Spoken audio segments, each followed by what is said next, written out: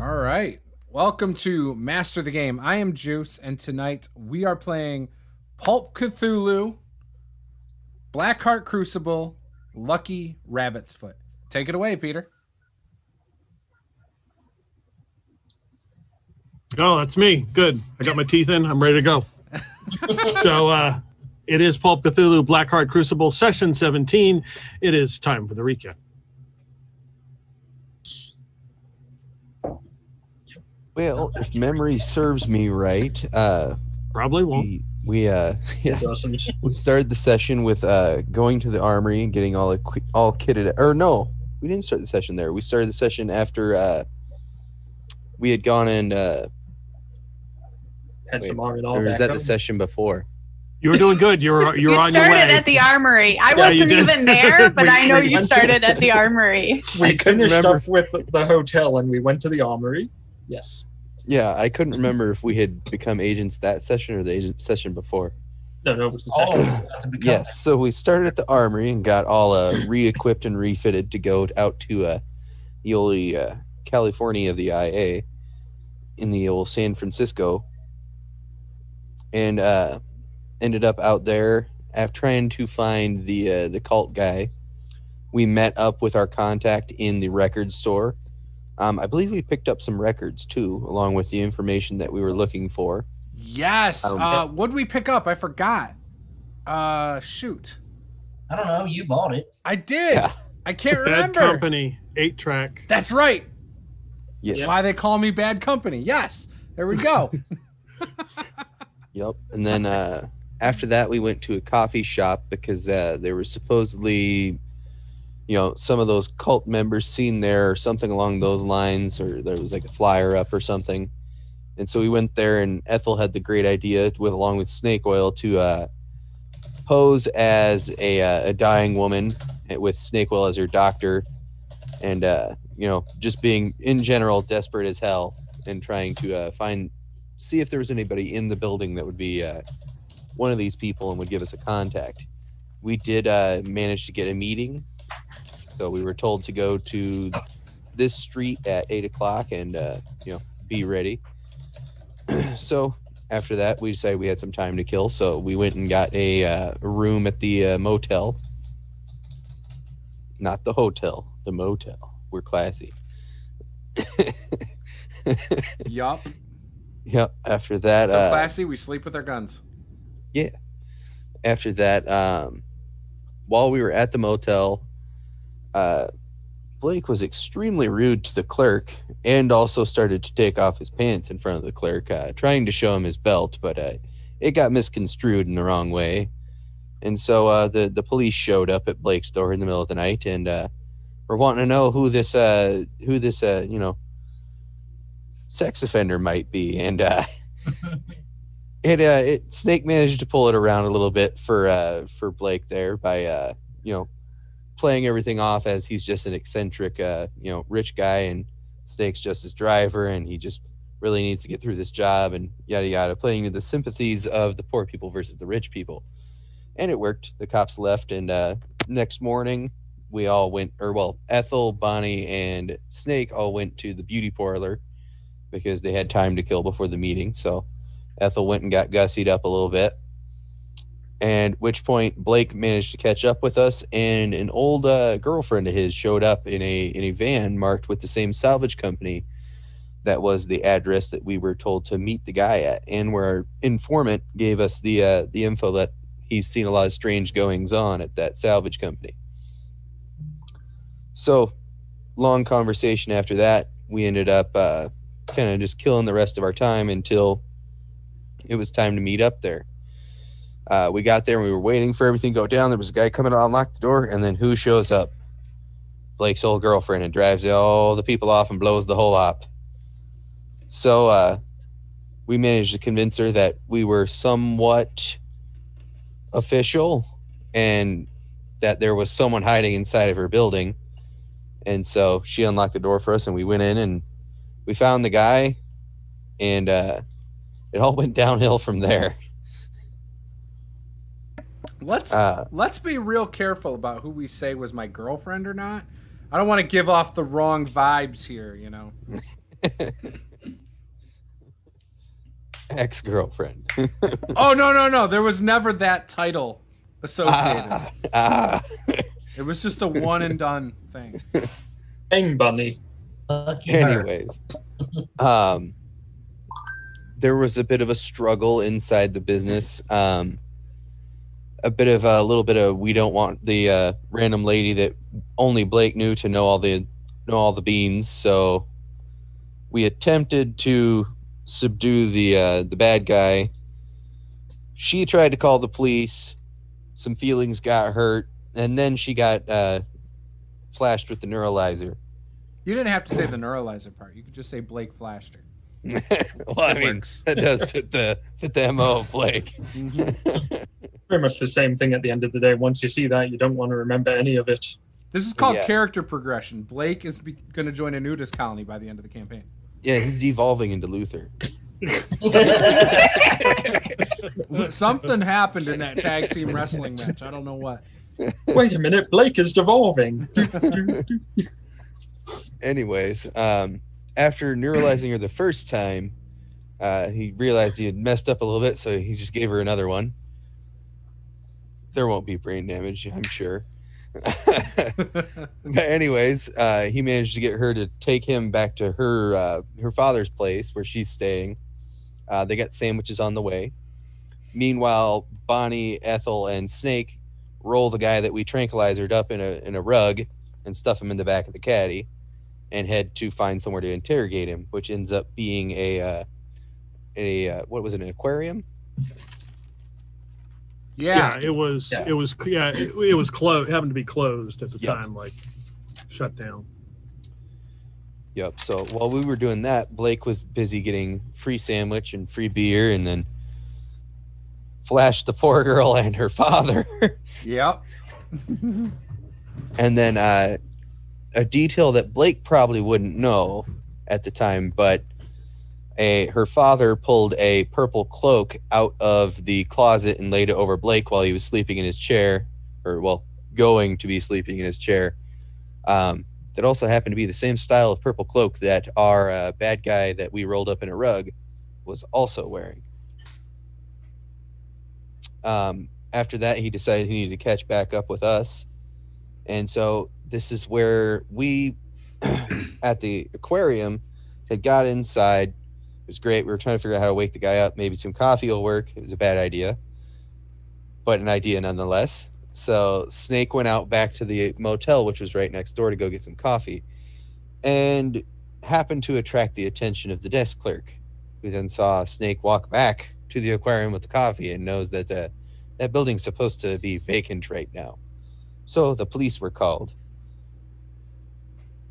Meanwhile, he did know I was with the guy that was flashing people in the motel lobby. So. that also very, very strange thing that the very flashy person and the his assistant would be going to the aquarium that's supposed to be empty.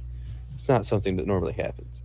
But anyways, as Blake's trying to figure out where we're all at, he calls Boris because we never all exchanged numbers.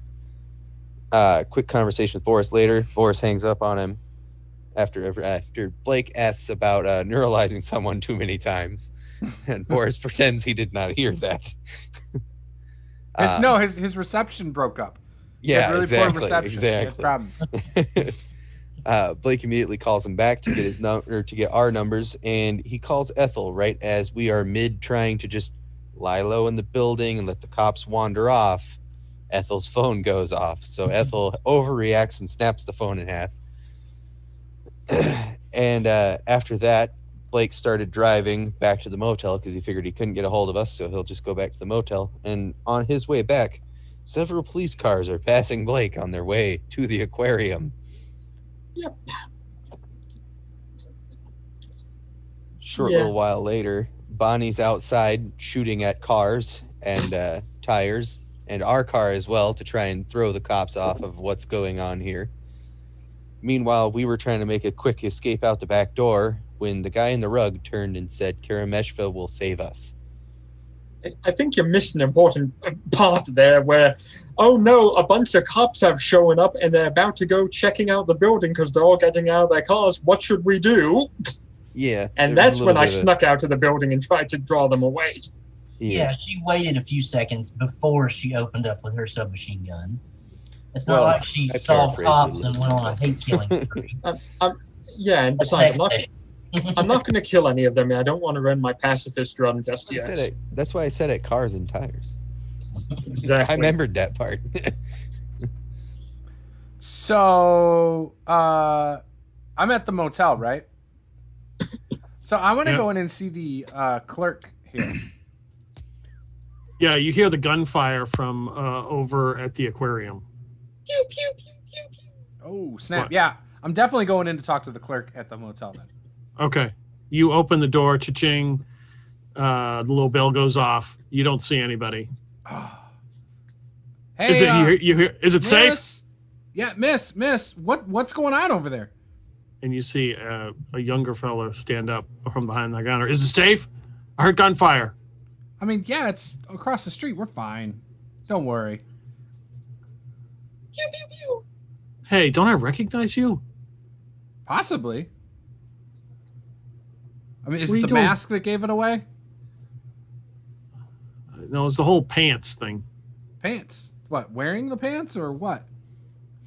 What do you? Why are you back here? You need a room? No, I don't need another room. I was looking for my friends, and I just thought maybe they'd come back here because we didn't actually decide on a rendezvous point. We're from out of state, I don't know. But then I saw the police. I figured you might know what's going on. Well, that crusty old guy with the cowboy hat came in here and took some coffee. I don't know where he went.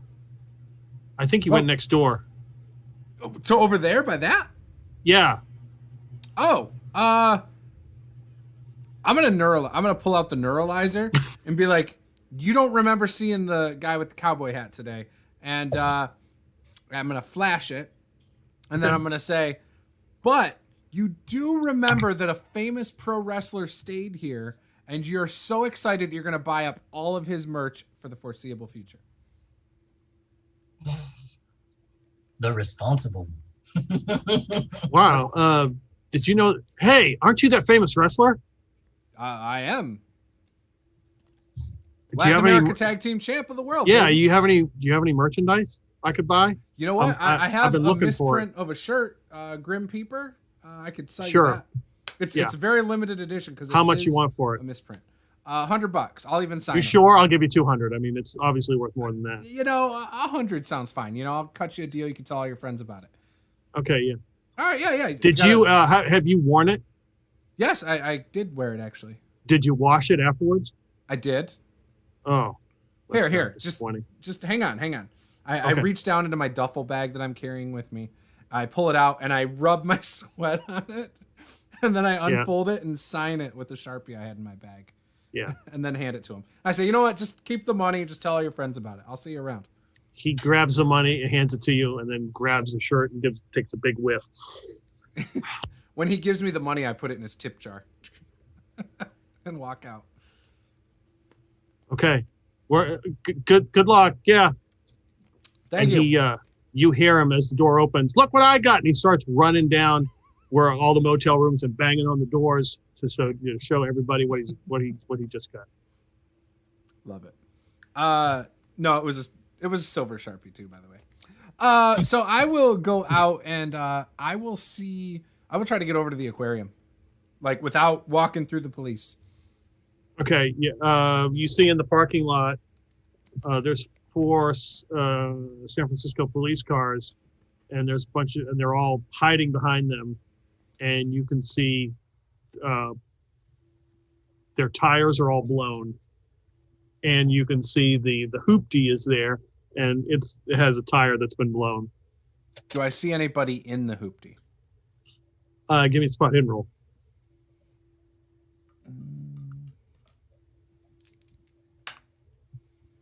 Oh shoot, my character sheet wasn't open. This is the worst. You have one job as a player to bring your character sheet with you and have dice, and you have failed. I got dice. My character sheet's right here. I just got to open it. Minus 50 DKP. All right, so I rolled a 55. I don't know if that's better than my spot hidden. I don't think it is. I would assume it's not. You're not sure if there's anybody in the car, but It's off by 1%. I'll just deal with the fail. yeah, it's hard to determine from this point, this angle. I'll start saying, "Hey, police? What's going on over here?" You hear, hey, get down, we're being shot at. I'll look around and see if I can see any bullets or guns. Give me another spot hidden roll. Nope, worse. I'm gonna push it. Don't do it. Hey, I was worth it. That is an extreme success. 15%. So as you're looking around and you get an idea of maybe where this assailant went. You see a figure moving, hidden in the bushes, but you don't spot any spent shell casings or anything like that. Which is strange considering you heard the distinct vroom vroom of automatic weapon fire. It is a very suspicious bush at the end of the day. Wait, Bonnie's or the one she's hiding behind? Okay, I will stand back, and I will probably walk across the street and stand the opposite side. Okay. And just watch things unfold.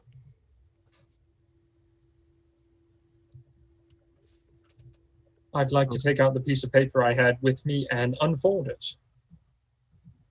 Okay. So we can watch things unfold. All right, good. Oh dear. That's not normal. Okay. Can I continue to fall back, Peter? Yeah, you want to roll stealth or... Yes. I am stealth. I am very much stealth. I am the stealthiest of hard stealth. Okay. So you continue to... I want to try and fall back behind some other buildings, and then I'm going to try and find an unoccupied vehicle somewhere that I can get into. And then I'd like to take that vehicle, drive around past the police cars, fire a burst of rounds into them, then drive away. And make them think there's a chase that's going to happen. Okay.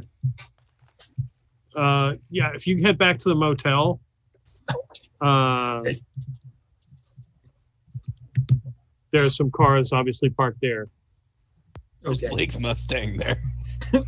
Yeah, there is. Yeah, you would notice Blake's Mustang in the parking lot. And the company Oh, van, I'm not right? that Or stupid. no? I know Blake would be associated with us very quickly. What else is there that looks like they have the keys in the above the sun visor? There is a...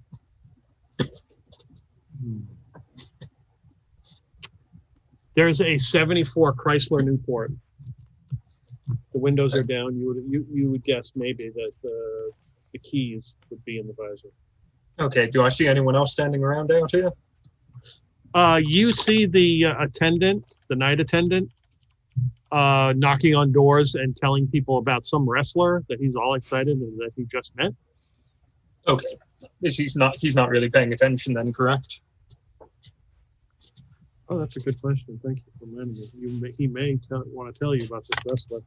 Oh, No, he's not spotted you. Oh, damn. No, it is a California compliant SMG. I don't have to worry about that. Oh, you have a 10-round mag? Yeah, but I taped 3 of them together, so it's 30. 2. Okay, I'd like to get in the car and see if I can grab the keys and take off with it. The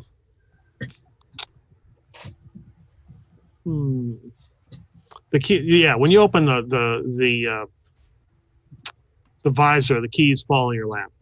Oh, perfect. I will start it up, and I will take off the scarf I'm wearing and put it over my head, so they can't actually see who I am. Face-wise. All right. And you get in the car and start to drive around. Has 9/11 taken place in this world, Peter? September 11th, or? Yes, it was referenced in a previous game. Yes, it was. Okay. Okay, perfect. I'm gonna drive right by the police cars, window rolled down, and fire another full burst into the police cars. And as I'm going, yell "Allah Akbar!" But I will modify that and say the French were responsible. The French? Yeah, since it's alternate Earth. So. Okay. So Sacre bleu! There we go. Something in French. Yelling "Sacre bleu," and I am speeding away. So they think they were attacked by. Do you want to roll luck to see if there's any croissants in the front seat to throw at them? Oh, absolutely. Okay. All the combat croissants. Vive la resistance. I rolled a 2. Okay, yeah. There's like fresh. Vive la resistance! Okay. What's that French marching song where they say, "I'm an onion"? I can't remember it. All right. Yep, I'm leaving. Bye. So yeah, you take off as they duck from they're being pelted with croissants. Damn right. Get in their cars and begin to follow you out of the parking lot. Yep. Okay, I'm going to make a run for it then. Have fun, guys. I'm splitting the party. As 4 cop cars chase you going. The party's been split for a while. Multiple times. I'm splitting it even more. It's okay. We should split the party. This isn't D&D. Okay, so Nova and her new friend have flagged down an Uber on the outskirts of San Francisco. Nova, you were given a cell phone by Boris, and he did give you their numbers, as he had forgotten last time, so he doesn't get interrupted watching Days of Our Russian Lives, which probably he's watching right now. I mean, well, we established it's a quality program, so It is, yes. who wouldn't watch it? He's got that stuff on Netflix on repeat. He just keeps playing the entire series over and over. Just give it 11 years. Boris is going to be addicted to the show on Netflix called The Circle. It's going to be great. They do it in different countries. He'll love it. Oh my god. That's literally You're all obsessed. my OnlyFans is. You're obsessed. It's ridiculous. So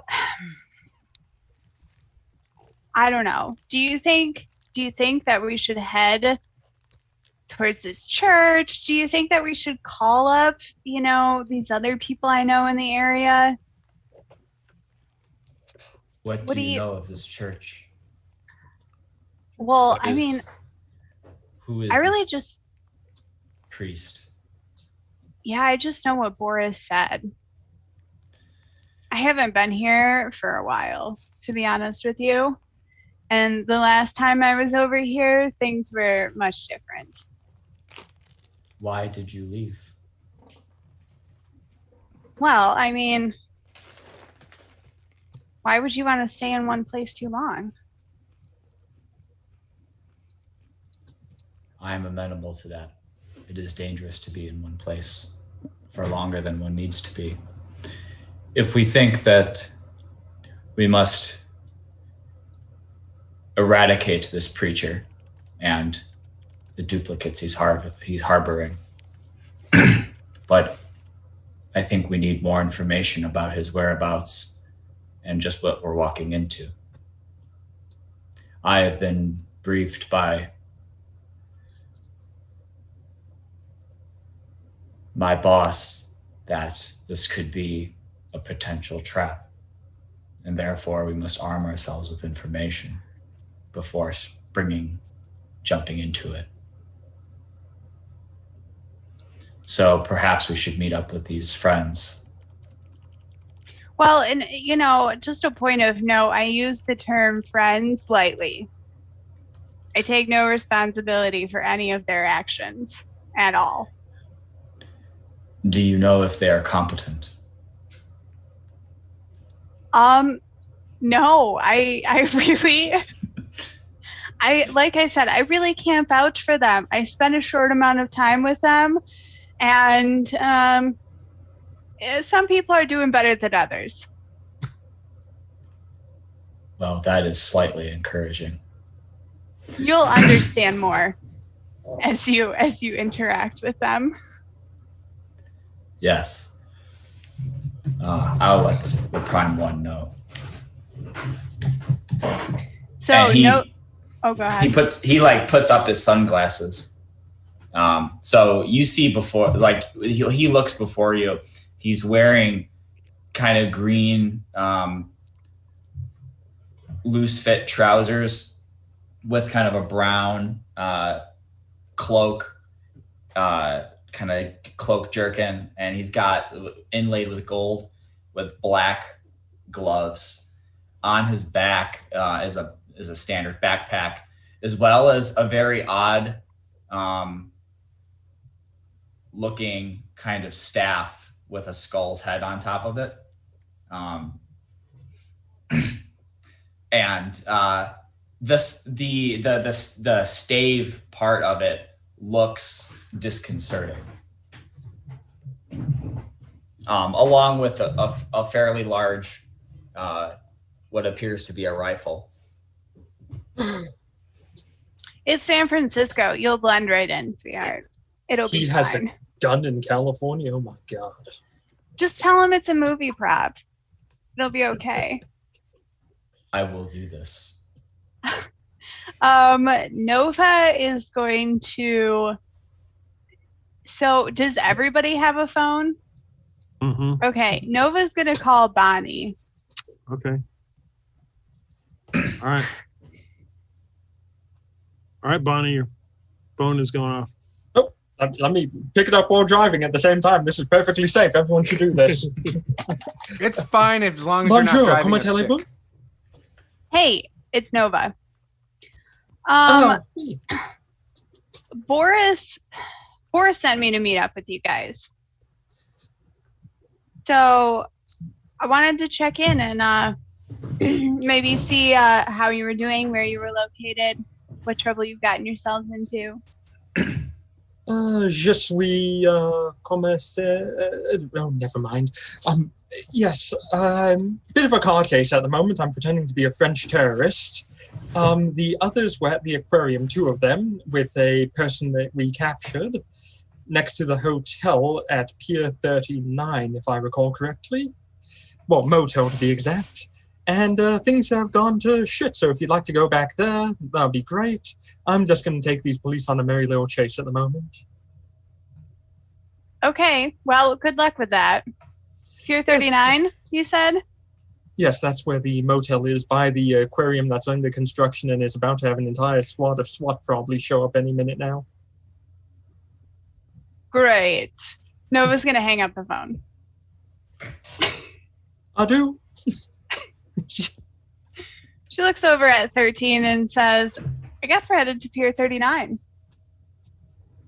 Not really sure where that is. Driver's like, I'll take you there, no problem. Great. Perhaps just be on the lookout as you get closer. It sounds like it might be a little chaotic. Will do.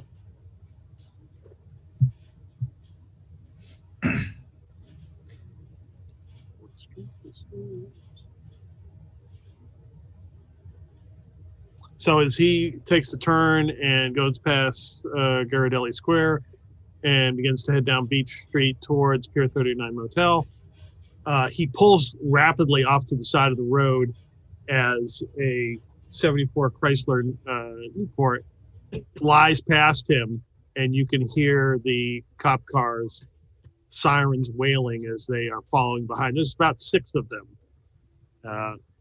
as they speed past you. Are you going to keep going? Yeah, I just had to pull over. No problem. And he continues. I'm going to lean over to 13 and say, I think that's Bonnie.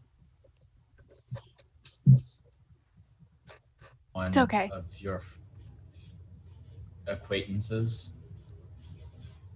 Yeah. Hopefully it works out well for her. I have a baguette. I'll be fine. Bonnie, There's give me a dry bottle. Okay. Like note, I'm not trying to get away at the moment. I'm Okay. still drawing them away. Yeah, that's a hard success. Okay. Yeah, you are keeping them at a safe distance, but not enough. You're not getting too far away that they're giving up. Yep. Can't outrun the radio anyway, but I have other things I can do. All right, so he pulls into the Pier 39 motel. You automatically pick up, see Blake's Mustang there. And you see a younger person, running over. He looks like he's got a badge, like he's works there. It's got his name. He runs over to the car, like waiting for you guys to come out. He has a shirt in his hand that's all crumpled up. Nova gets out of the car. Says, are you okay? Yeah, fine. You've heard of the Grim Peeper, big wrestler? Anyway, he gave me the shirt, and he unravels the shirt that is actually a misprint and says Grim Peeper. He says, look, it's he signed it for me and everything. I bought it from him. He was just here. You might be able to catch him. I don't know where he went, but it's do you want to smell the shirt? I won't charge you like $1. You know what? No, I don't want to take up any of that scent for you. Why don't you just take my smell? Oh, by the way, yeah, I'm working the motel. You need a room or something? Well, I don't know. Where did this wrestler go? I don't know. You don't know where he went? You weren't paying attention? I mean, I was completely distracted when the Grim Peeper gives you a shirt that he has wiped his sweat on. You just kind of lose all senses and realize and where you're at for a moment. And I just had to tell everybody about it in the motel. So, do you know if he's staying here? I hope so. I really do. He can have a room on the house. If you see him, tell him he can stay for free. All right. Are we friends with this wrestler? Yes. Let's say that we are. I would like a room, please. Sure. It's We are friends of this wrestler, this Grim Peeper. Yeah, just I don't care. A couple bucks. I'll let me go run in and get you a key. And he bolts off into the lobby. Nova, do you have bucks? Oh, I do. I can help you with that. You can't help. Sorry, my headphones beeped at me. Oh, no, I can help you with that. I've got this covered. I can take care of it. Good. I can find a way to repay you somehow. Oh, it's going to be fine. While we're waiting for him to come back, I will give Blake a call. All right. Blake, phone's ringing. Hello? Hey, it's Nova. Oh, yeah, I recognize your voice. What's going on? So, we're at this hotel. Oh, I'm just 2 doors down. I'm watching the show at the aquarium. You're watching a show at the aquarium? Yeah, the police hanging out. Apparently, there's a gunfight. Someone just drove off in a car. It's pretty wild. Yeah, it seems quite lively. That's for sure. It'd be even better if I could get some damn freedom fries from McGrognard's or something. That would be amazing. Do you have a car? Well, I guess I could always just get my car. Hey, do you want to go get some freedom fries? No, I don't want to get you fries. Where? No. Where's You can come with me. I'm inviting you since you're down at the hotel or the motel. Oh, yes. Right? I'm sitting next to your car. Oh, okay. Yeah. Don't lean on it. And please don't scratch the paint, the custom paint. Obviously, you can see me paint it like on the car as a wrestler. Anyways, yeah, I'll come back and we can go get some fries. Okay, sounds great. All right, I hang up the phone and I start jogging back. So I'm gonna tell 13 that Blake's gonna come here. We'll meet with him. He said to wait on the hood of his car, and I am going to go over to his car and sit on the hood and wait for Blake. As soon as I see her sitting on the hood of my car and I come around the corner, I stop jogging and I just I look so pissed off. Like, you can't see a lot of facial expressions through my wrestling mask, but you can definitely tell body language. I am pissed. Get off my car! Took you forever to get here. Bullshit! I was literally 2 buildings down. I'm not even sweating. I don't know. You look kind of shiny to me. What's that supposed to mean? Whatever the hell. Get off my car. Are we going to get some freedom fries or what? You know, who cares about the fries? Tell me what's going on. What do you mean, who cares about the... I'm hungry. I haven't eaten in 45 minutes. I am hungry. What do you want to know? There's a shootout. There are tons of police and a car chase. I tried to call Bonnie, and this is California. There's always car chases. But she was driving the car that was being chased. Wait, Bonnie was? Yes. Oh, I had no idea. Well, I feel like we should do something. What are we gonna do? Go get involved in the chase, pass the police and chase Bonnie too, Well, I don't know. Where's Ethel? Oh my gosh. I'd call her, but I don't got her number. Boris just hung up on me. I'll hand Blake my phone. What do you want me to do with your phone? Call Ethel. Don't you think she wants to know that Bonnie is being chased by the police? Do you have Ethel's number? Yes. Okay, do you want to put in your passcode? I can't get past the lock screen. It's not password protected, okay? This is a work phone. Oh, it's a flip phone. Oh, that's the problem. Yeah. Do you know how to use one of these? I know it's really technical in advance. No, actually, I don't, because cell phones are hard to come by around here. But it's okay. I'll figure it out. I don't have my reading glasses. Oh my gosh. Can you just find it? I'll talk to Ethel, but here, if you want me to. I mean, you might be better. Ethel likes you more. I'll look up Ethel's number and hit the call button. Hand it to Blake.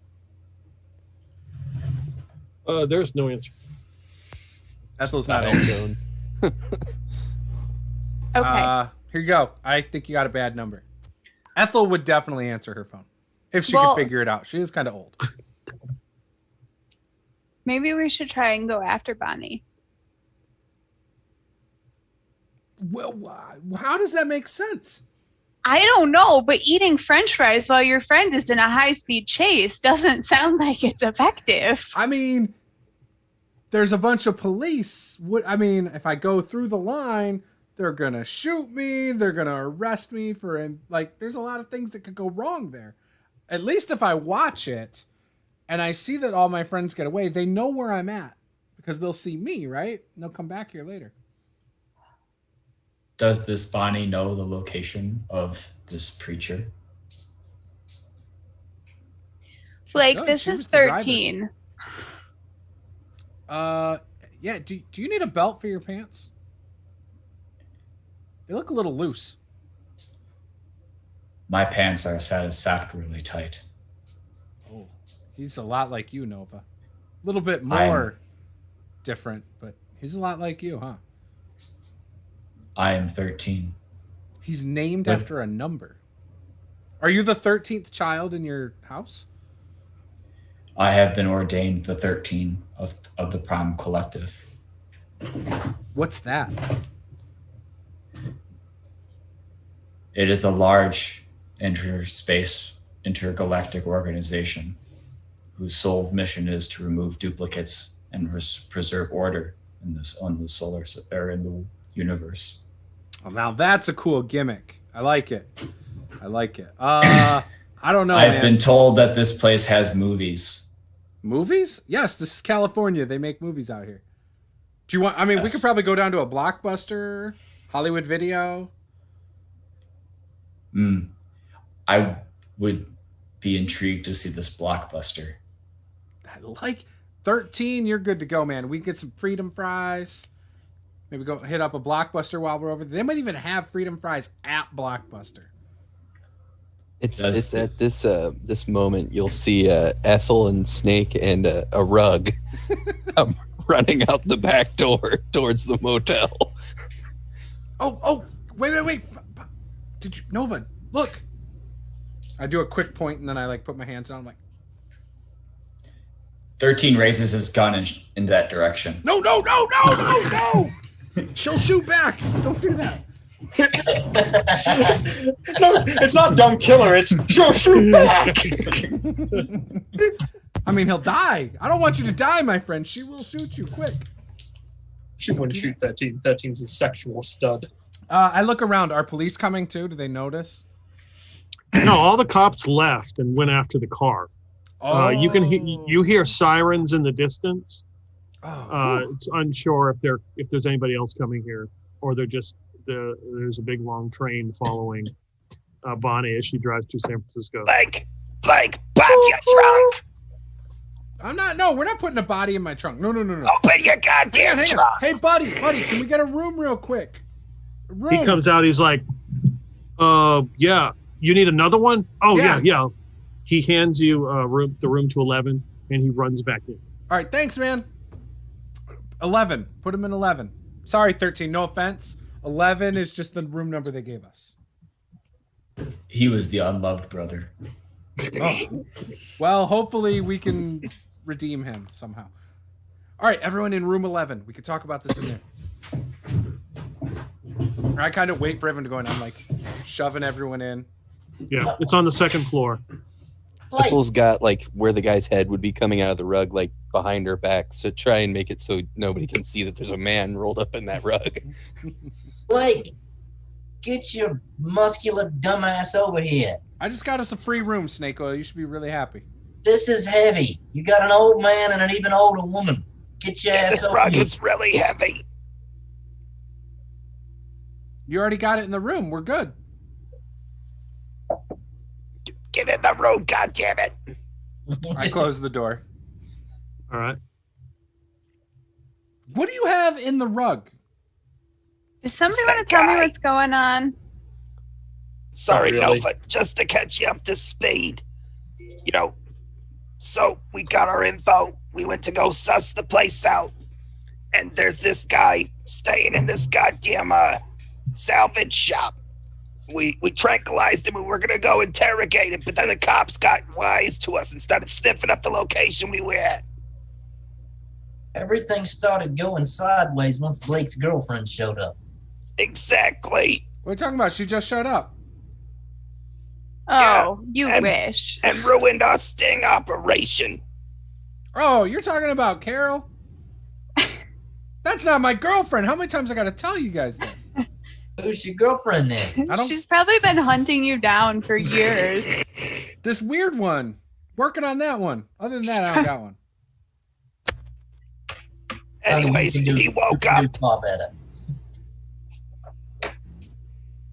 We need to pump him for all the information he's got. Well, Oh, geez. he's not dead? He's alive? No, we tranquilized him. We actually didn't kill someone for once. Oh, I thought he was dead. We still So got more far, we're at tranquilizers, too. 0 casualties. Wow, Does good he- job. Does he know the location of this preacher? Possibly, who knows? Anyways, and Ethel like kicked the rug to roll it out. Okay, guys, I got something to share with you. I have this thing. And we can use it. We can flash him, and tell him he can trust us, and he'll tell us everything. It works. You gonna flash him, or is Nova gonna flash him? I'm confused. Maybe Ethel's gonna flash him. I flash snake oil. Why the hell didn't you use that to get the cops off our asses? There's a bunch of them. This is a small one. I got to do an individual at a time, pretty much. I flash snake oil. Look, I don't know. Hold on. Is that what we're supposed to be using that for? Yeah, you flash them. You just go, and then they zone out for a second, and you tell them what you want to tell them, and then that's it. Snake Oil's just looking at Blake like deer in headlights right now. So but it doesn't help him. Unlimited pow. Did go. That's not good. You failed? That's my pal. Yep, I failed by 5. You wish to use luck or push the roll? No, let's see what he does. Okay. All right. Snake oil. You are going to be nice to Blake. You actually think he's a lot smarter than you've ever given him credit for. And you're going to go along with his plan. Now watch, guys. Watch. I don't think you can pass the DC high enough to make him I believe put my that. hand on Snake Oil's shoulder and I shake him a little. All right, what's up, Snake? Well, how you doing, Blake? So what do you think? Hmm? What do you think about using the flasher? Oh, sounds like a great idea. See? Look at guys. It works. What do you say, Nova? We're on the clock. Why the hell are we flashing each other? I didn't do anything bad. I just literally am proving that this works. Wait, you ladies flashed each other? Anyways, you that man in the rug. Yeah, let's do it. Let's flash him, and then he already Hang on, has let's the try the normal way first. We don't need anything extra happening. What extra would happen from this? It's great. It works. I don't know. He's all like purple eye glowing and shit. I don't know. I got free food, beer. I got to watch the baseball game, and I got to sleep in a comfortable chair with a nice purple blanket. Shush. Blake's pretty smart, Ethel. I think we should listen to him on Rug man. See? No, okay. So the last time somebody came up with a really creative idea, they ended up making the Cthulhu 40 times larger than what it needed to be. Exactly. And that's all I have to say about But that's that. not me, Nova. That was somebody who's not with us anymore. And so, Yeah. Yeah, exactly, because he's dead because he had a questionable idea. yeah, it was a questionable idea because of who said it. I didn't come up with that idea. Anyways, rug boy. Who are you?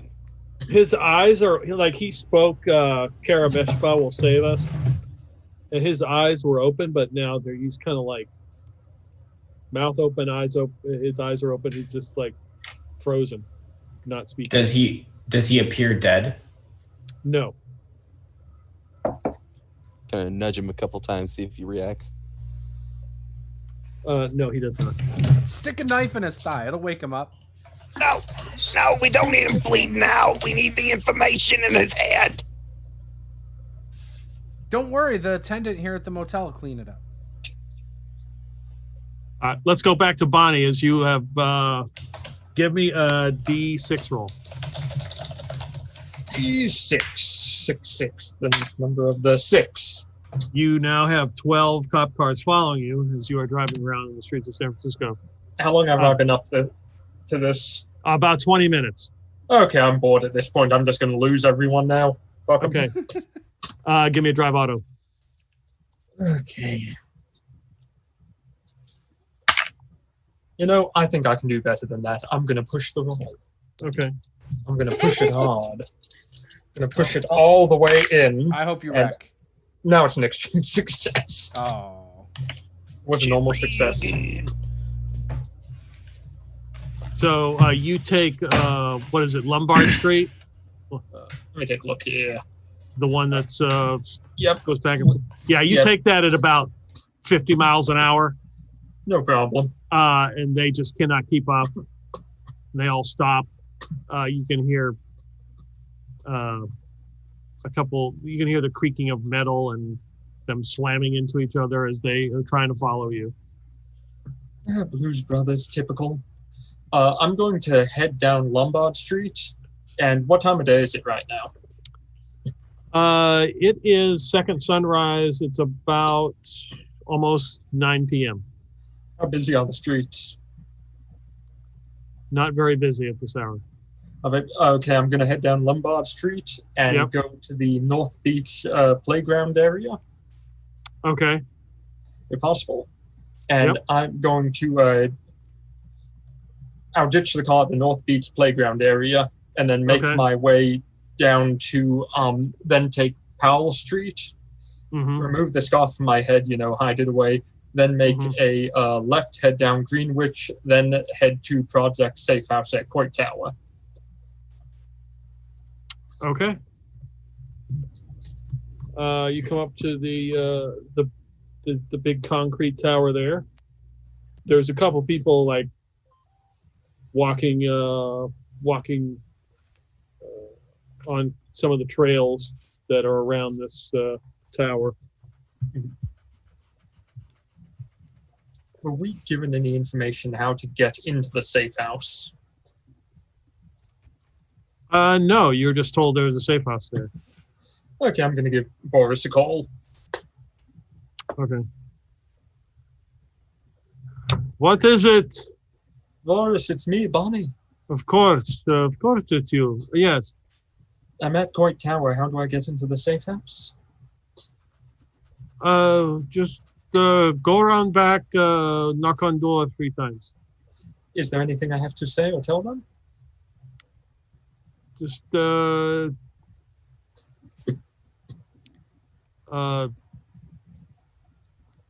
them you are delivering chicken salad sandwich. Okay. Thank you, Boris. All right. Au revoir. I'll head to the back of the tower and knock on it. Okay, it's like a reinforced wooden door, and not 3 times, and you hear unlock, and an older woman in a like apron opens the door and peeks her head out, looks at you. Hello, I'm here delivering a chicken sandwich. Okay. Come on in. Thank you.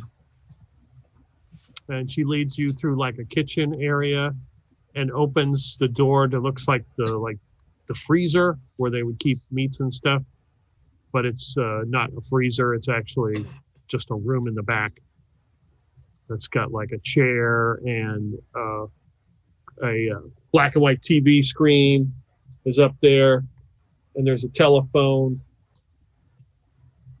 packed cigarettes, and some Pepsi Clear. Oh. Is there anywhere to sit in here? Yeah, there's a couch in here. Yeah, I'm going to plop myself down on the couch and make a phone call. All right. She's like, let me know if you need anything. Thank you very much. Do you get the news on this TV? You only get a couple channels. The news doesn't come on for another couple hours. All right, that's fine. Thank you. I'll go ahead and I will give Snake Oil a call, actually, because he is the only one I knew who was with Ethel. Okay. Snake, your phone is going off. Oh, hold on. Gotta take this. Hello there. Hello, Snake. Yeah, what can I sell you today? Nothing. It's me, Bonnie. Remember? Oh, how you doing, sweetheart? Let Ethel know that the police have been taken care of. Oh, yeah, we know. We're back at the motel. And Blake, what room are we in again? You said 11? 11. Yeah. Blake masterminded us a plan. We're in room 11 here, interrogating the prisoner. All right, that sounds good. I'm at Court Tower in the safe house right now. You want to talk to your grandma? Sure I can, if she wants to say anything. Ethel, you want to talk to your granddaughter? Sure. I tossed the phone over. Hello. Hello? So, this guy here, he's all glassy-eyed on us. His face is kind of frozen in a stupid look. That certainly doesn't sound very good. Yeah, he's kind of inert at the moment. He said something about Karamechva will save us. Have you ever heard of that name before? We heard something about Karamechva before, I think. I'm not particularly sure. Snake Oil's going to pull his knife out of his left boot and look at Blake and nod now that Ethel's busy on the phone. Not yet. Not right now. We got to get buy-in from the group. If majority agrees, go for it. But right now, they don't. Anyways, Bonnie, how'd you get out of there? You make it out all right? Yes, everything's fine. I just had to take the police on a little chase and then ditch the car. Nobody, you didn't kill nobody, right? We don't need that kind of heat. No, I'm a pacifist. I'm against violence. Okay, good. Anyways, I'll let you know. We'll get a hold of you as soon as we get more info. I'm actually thinking about getting a ride in a moment or two and heading back to the garage. Scout the place out for a while while everyone else there is interrogating. That might be a good idea. That reminds me, has Blake shown back up yet? Yeah, he just showed up right as we were getting out of the aquarium. Oh, good. What's going on with this guy exactly? Has he come out of the tranquilizer? Yeah, he woke up and said Karamechva will save us, and then he's been kaput ever since. Kind of a catatonic, or... Yeah. I'm not really sure what to do. Your best bet's probably just to wait it out for the time being. I don't know. Blake's trying to cook up some idea of neuralizing him to get some info out of it, but I don't know how well that's going to work with, the whole weird powers that we've been seeing and shit. I don't know if mixing the stuff's a great idea. Why would you possibly use a neuralizer to replace someone's memories when the entire point is to access their memories? Yeah, that's kind of also the problem. I don't know how it works. I don't know if it's like a time thing. He forgets like the last couple days, or if it's like a lifetime. I don't know. Just wait it out. Once he's lucid again, it would probably be better to ask him questions peacefully. I don't know how much longer we should stay here, though. We got to move the car for sure. Well, then just go out and move the car. It's pretty easy. The keys are with you and me as well. We both have a set. That's true. I'm going to get a ride and head back to the scrap shop. Okay. I'll talk to you later. I love you. Love you too. Bye. For those wondering, yes, that's how Isaiah and I also say goodbye to each other on Discord. Now give me my phone back. I done seen what you did to yours. Yeah, Ethel handed it back. Well, the damn thing wouldn't stop ringing, and I got frustrated. Look, all you gotta do is push the volume button on the side, and it'll stop. Why the hell are the buttons on the side, too? You could just put it on silent, so it just only vibrates. It has silent? Why didn't someone tell me this before? Nova, why don't you try and show her how to do that? I don't know if we want Ethel understanding how phones can vibrate and stuff. It don't matter. She don't have hers anyway. She's going to have to talk to Boris later. The hell do I need a phone for? If I need to make a phone call, I'll just pull out some change.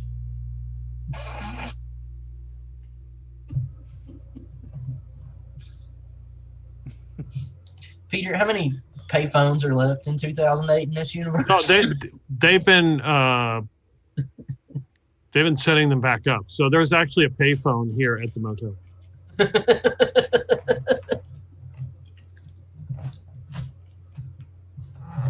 Anyways, I think it's best if we wait out this guy's catatonic state. I agree. No telling what'll happen with that neuralizer and whatever the hell's going on with him. Last thing we knew was weird tentacle monster thing coming out of his chest. Because we neuralized him. That's a great point. You know, people keep turning into like weird earwig filled things and stuff. I'm not feeling great about the whole neuralizing thing. Who did you neuralize before? We didn't neuralize anyone before, but we've seen a lot of weird shit happen the last few days. Or should I say last few months? Blake's got the neuralizer. I'm sure he knows how it works. If he says it's a good idea, it's probably an excellent idea. No. See, Ethel? Like, what's wrong? Snake loves it. Look, we need information out of this guy, not another hostile that we then have to kill in a hotel room. Right. Like, and so figure out how the hell we're going to explain away gunfights in a hotel room. Look how beautiful it worked. Snake will do whatever you want, right, Snake? If I asked you to do something, will you do it for me, Snake? Well, I mean, I don't know if I'll do anything for you, Blake, but you have some pretty good plans. I mean, I go along with this plan. I know when I hear one. Ethel, come on. What is more convincing than that? Look, Blake, Boris even warned me about the neuralizer. So he's pretty concerned, I would say. What would Boris be that you're concerned gonna about? Because you're gonna go a little like flash happy, you know? He does that already on his OnlyFans account. That's already what's happened. Sounds like. And Ethel, flashing somebody 4 times. Next out of line, I've got this here knife. I mean, I can just, Nobody here knows how many times I flashed Carol.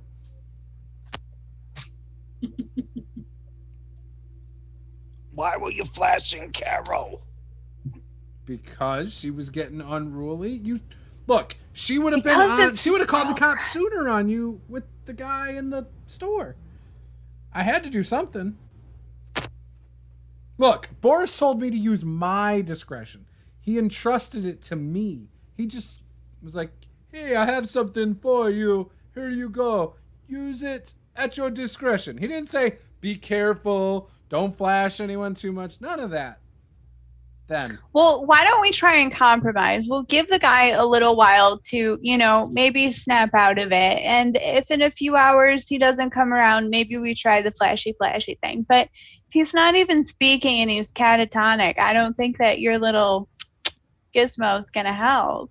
Exactly. Well, I mean, I get that. I didn't know he was catatonic. When I suggested it, he was still well, I mean, I don't know. Rug.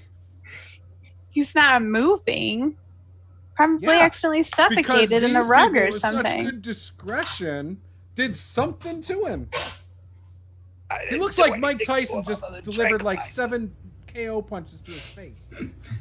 I have more of like a Ring, like a Scene the Ring kind of vibe in my head. Is this seeing the effects of the neuralizer on snake oil? Does this technology seem familiar to 13?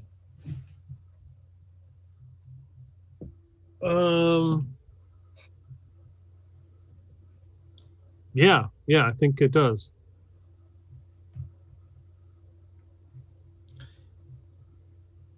Would it be something that I guess he would go up to snake oil and like look at him closely and just start like inspecting you.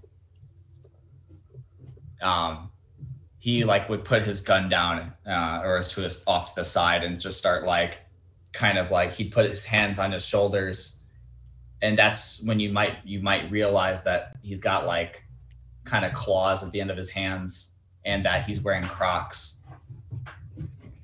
And he's just kind of feeling around and he's trying to suss out if his sudden change in demeanor because of this might be some effect of this thing causing a duplicate.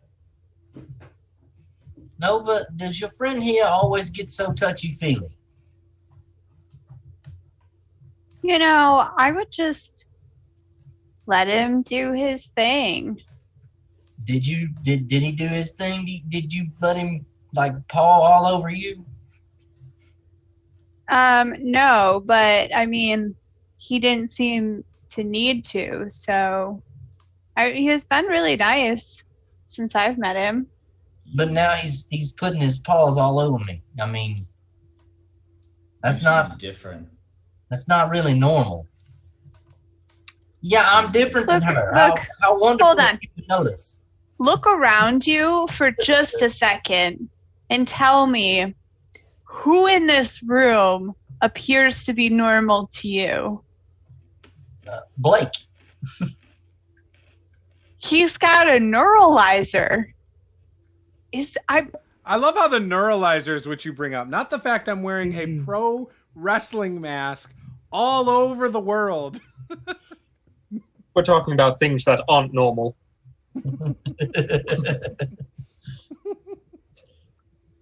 Don't lie, Juice. If you had a pro wrestling mask, you would wear it everywhere you went. I have the Snake, one you're from telling me Nacho that Libre. you're just perfectly okay with Blake neuralizing you?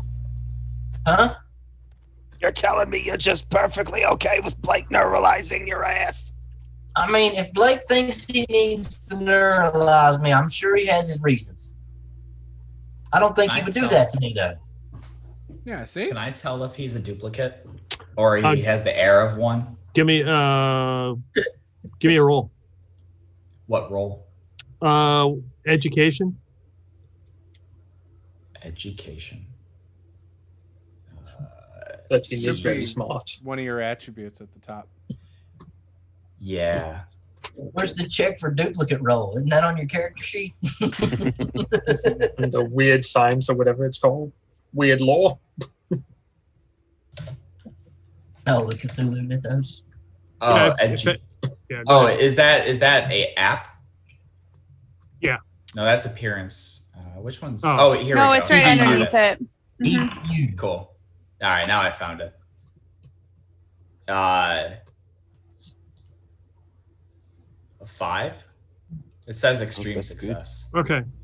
That's good. Clearly not a duplicate. This is some effect of this neuralizer technology that has, at the moment, temporarily shifted some of his thoughts and ideas and to align with whatever Blake said. Okay, so he stops pawing you, and he says, "Good. This has not had a duplicative effect." Okay, you didn't find what you were looking for in me. Clearly, I'm different. You should check her. You didn't check her before. I had no need. She's probably the most different person in this room. You should be careful of such technology. Hold on a sec. What? This was given to me by our boss. This is perfectly fine. We got some time to kill. 13. Why don't you tell us about yourself? You're the only one I haven't met here, so, you know. I am not from this world. I am on a mission and have been for my whole life to eradicate duplicates. I have heard that there are some being harbored by a priest of sorts. Okay. So are you from around here, like San Francisco, or some other place like Europe? At that moment, he pulls back because he's wearing this hood and he had like sunglasses. He pulls back his hood and 2 ears, like buddy ears, pop up. And he pulls down his glasses, and you can see that now that his face isn't as like obscured. He's got a bright silvery mustache, which kind of looks like a porn star mustache. Straight out of 1970. Do I need to roll a con save or anything, Peter? Even though I'm not there, I can feel his presence. And We don't want to know what you can feel over there, Josh. I'm just saying. I can feel his presence. Blake, He's not giving you any presents. Blake, I need you to protect me. If that alien comes back over here, you don't let him probe me. He's done falling all over me. I mean, he might just be into furries. You know, this isn't the first animal person we've met, believe it or not. We met a turtle person a little while back. Yeah, he's pretty nice. Just saying. He got abducted by some space people, though. Yes. The turtle people have ever been at odds with us. Oh, you're on opposite sides of the turtle people? Or you aren't on opposite sides? I may have misheard you. I think it just means they don't always get along. Not always. Not since the race.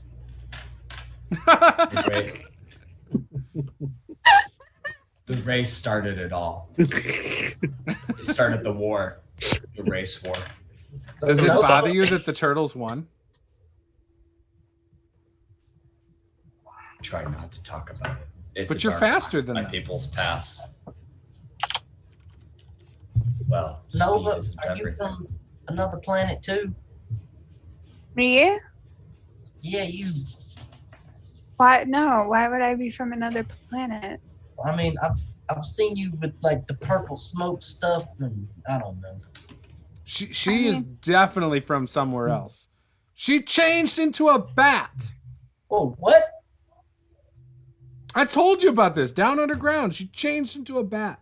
I think we already talked about how Blake's fallen and hit his head a couple too many times. Yeah, he I mean, I've did just fallen get and hit my slammed head a up against lot. the shuttle, and then he was claimed. Or no, that was before or after. Anyways, stuff happened. Blake claimed she turned into a bat. I didn't see any of it, so I think it's a load of crap. Blake seems like a trustworthy character. I think if he says she turned into a bat, she probably turned into a bat. I haven't lied about anything. Call of Cthulhu, Civil War. That's the next episode.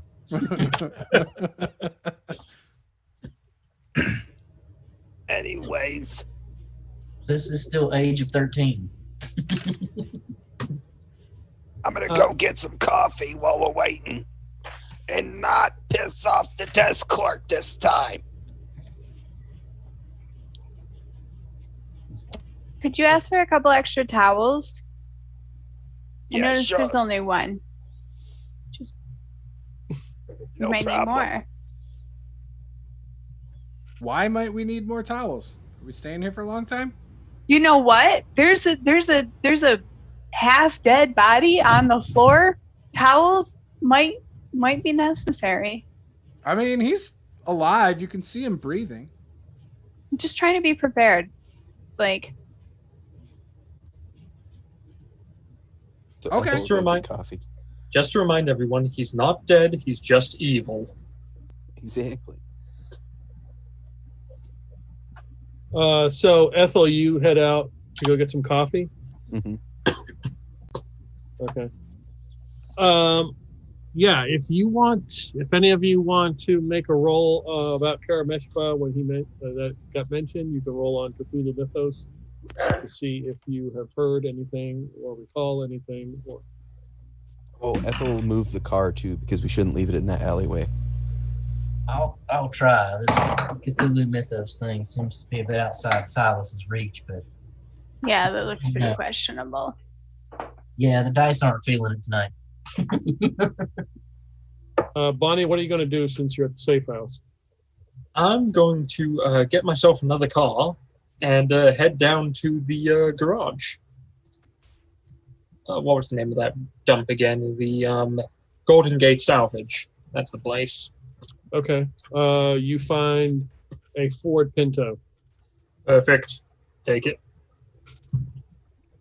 Take that thing, head down to the garage.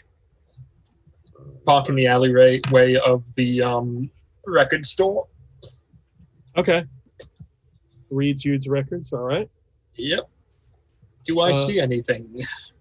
Lights, cameras, action? The record store is shut down, and it appears that nobody is at No, nobody's at the salvage store. It looks shut down. Okay, then. I guess I can get out, sneak my way over, and do a little snooping inside. No one bothered locking the door when they left, so let's head on in. Yeah, you open the door, and everything looks to be in order, other than a few items that got knocked over, and there's a plunger on the ground that's out of away from where it should be in the plunger bin. I'm going to search where the guy was standing and see if I can find anything there.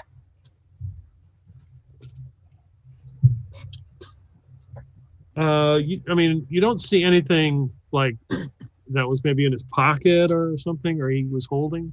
Yeah. Do I see anything that looks like a door to a back room or a... Yeah, there is a door to a back room where the cashier would stand. Okay, I'm going to go to the door and check it out. It is unlocked. Freaky! You open it and there's steps that lead down. They are carpeted. Do I see anything? There's a light on. No, you do not see anything at this point. Okay, I'll start heading down the stairs. Okay. The steps kind of creak. There's wooden paneling. You make it all the way down to the bottom into a room that has like almost like a stage at the back, and it's carpeted. There's kind of a musty smell down here. Do I see, hear, smell, detect any movement? Any sounds? Sights? No. Okay. Does my phone take pictures? Yes, it does. I'm going to start going through here photographing everything.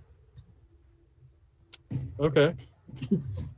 Seeing if I can detect anything else in the room of interest, anything that you wouldn't expect, anything like the purple cloak or a symbol that we've seen before, something involving tentacles, locked boxes, anything like that. So there are some curtains in the back, and as you examine one of the curtains, you can see that there is the emblem of some kind of dragon that looks very similar to the one on the card that was given to Effa. I'll definitely take a picture of that. And I heard the name Kermishva, correct? Kermeshvar, yeah. I can't speak English today. I heard that name though, correct? Yes. Yep. Because that's what Snake Oil and Ethel told me. Yeah, Ethel told her that over the phone. Yeah. Okay, yep. Okay. I'm going to keep looking through the place, looking for anything locked or sealed or crate or anything like that. Okay, give me a spot hidden roll. Okay.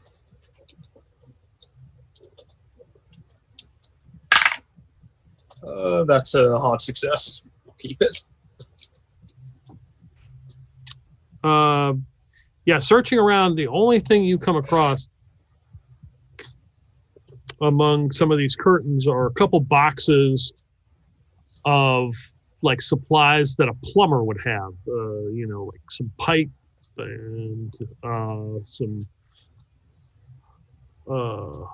pieces for like faucet and stuff like that. Nothing else of note besides that one thing behind the curtain, correct? Correct. Okay, then. I'm going to start making my way out quietly. Quietly. That's how I do it, not quietly. Okay. Head back up. The stairs still kind of creak, even though you're trying to take your time. Yeah. And you come out to the front. You could go out the back where you came in, where there's the back door. You could just go out the front. I'm actually going to check out the back doorknob. Does it look like there was any tampering on the outside of it? No. No? Okay. I want to figure out how that one guy got in here when he wasn't supposed to be in here.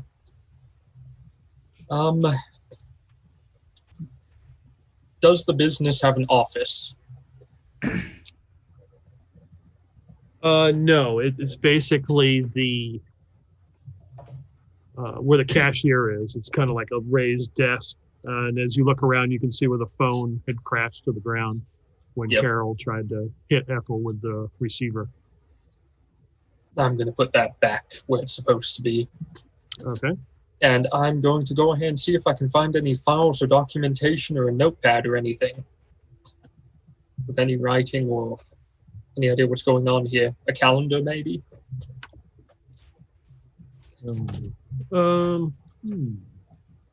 As you can tell, I play a lot of rogues.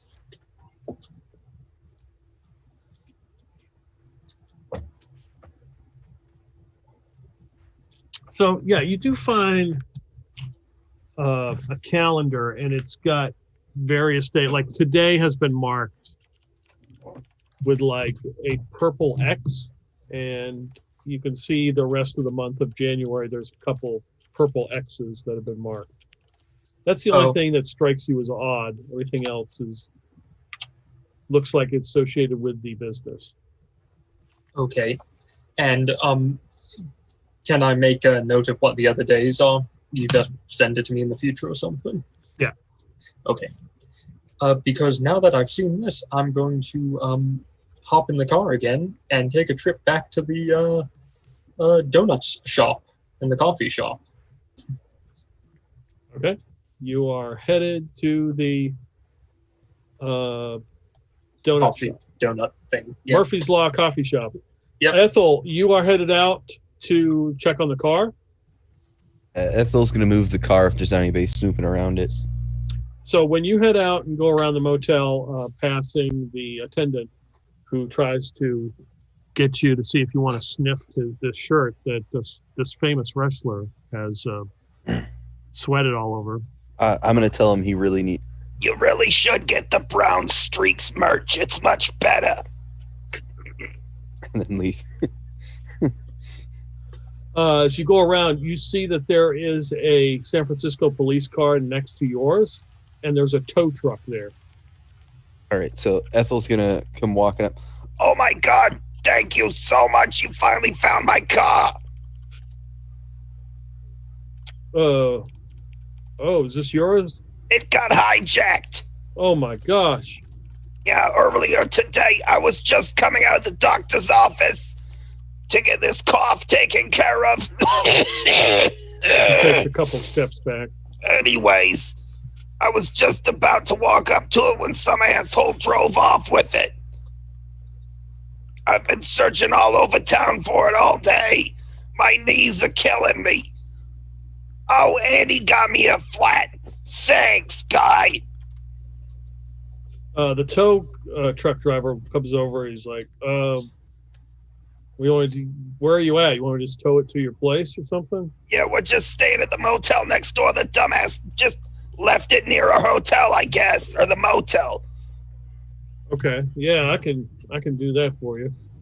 Made me walk from clear across town.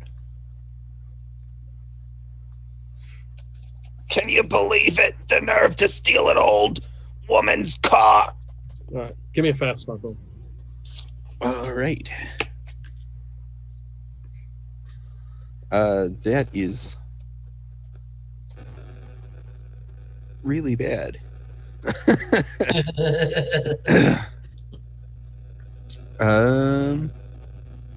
Yeah, no, that's a fail.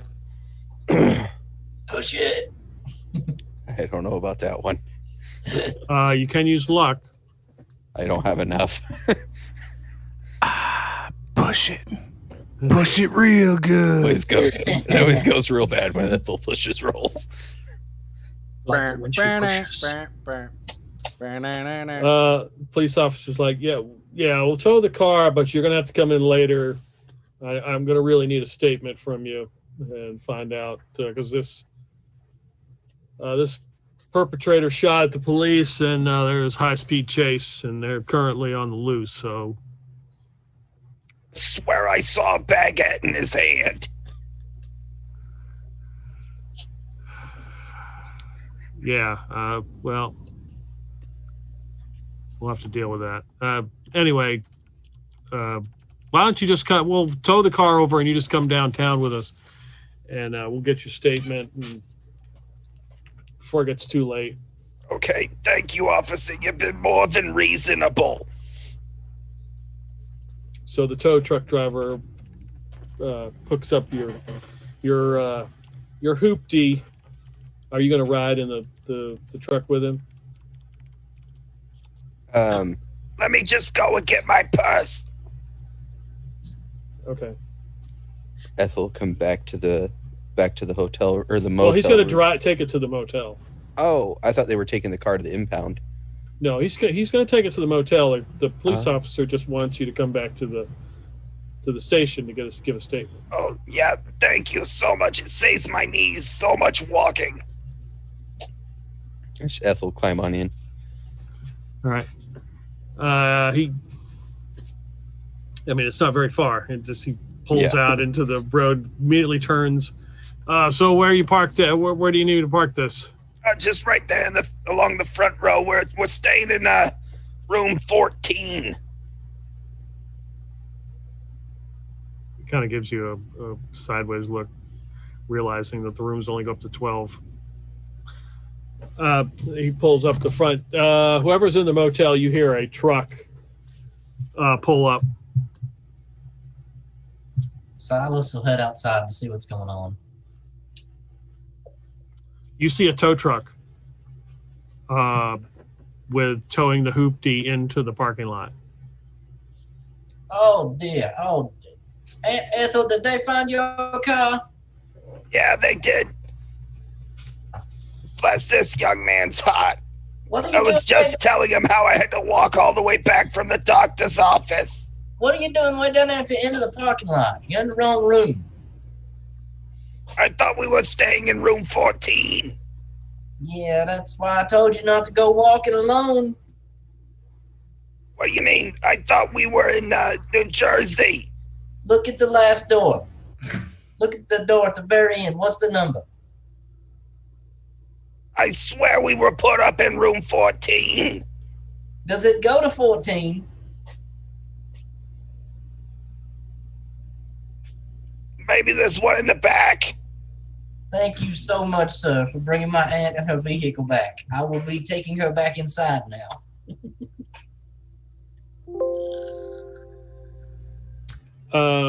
What's Blake and Nova and 13 doing? I'm probably watching out the window. like between the curtains, like, oh, what's going on out here? Watching this guy to see if he moves at all, if he does anything. And I'm also making sure that Blake doesn't slip out the neuralizer and just try and flash him while I'm not looking. We haven't stabbed him yet to wake him up. We have to wake him up first. Did anyone search his pockets? Yeah, I'm with him. Loot the body.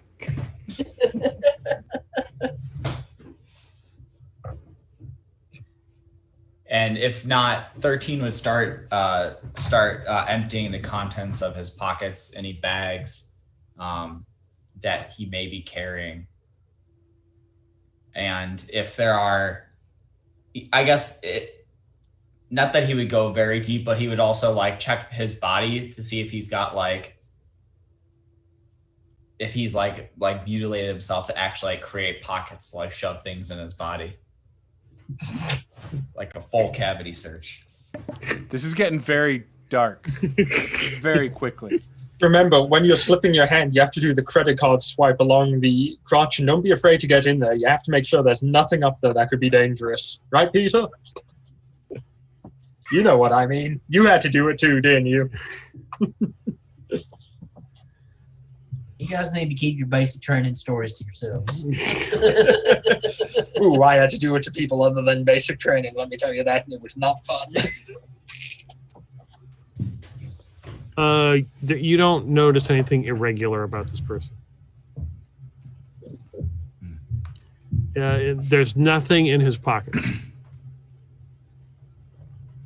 Okay. No tattoos or anything on his body that looks off in that way. Mm-mm.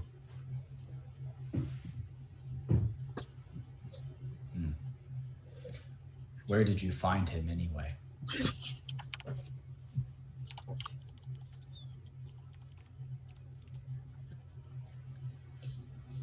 Like, Where did we find his body? Yes. I wasn't with this guy. I have no idea. You were with us when we were taking the person back to the car by that point. Do I And you were know it's dealing this with guy? him. Because I never saw the guy. I was never in the main part of the building. We took him out the front, though, remember? We were behind the building, then you went to the front of the building to deal with Carol, and I was the last one to come out from the back of the building. No, I was dealing with Carol the whole time. I don't ever remember seeing this guy in character. I don't think I ever remember looking or seeing this guy. Like, legit. maybe we should try and use the neuralizer on him. Maybe he'll remember. That's not how it works. No, but yeah, when we brought him, when he was brought through the front, you were in the building at the time as well. And everyone had to go past the office and the front door to get him out. So you probably No, would have seen so- the person. No, he was in the building Yes. when I was at the back door. Yes. I came around. Yes. That was happening in the middle between aisles. I never went in past the cash register area. Yeah, but we took him out the front door. I was already Which is- gone. I was already gone. We marched him right past you. We must. I don't think so.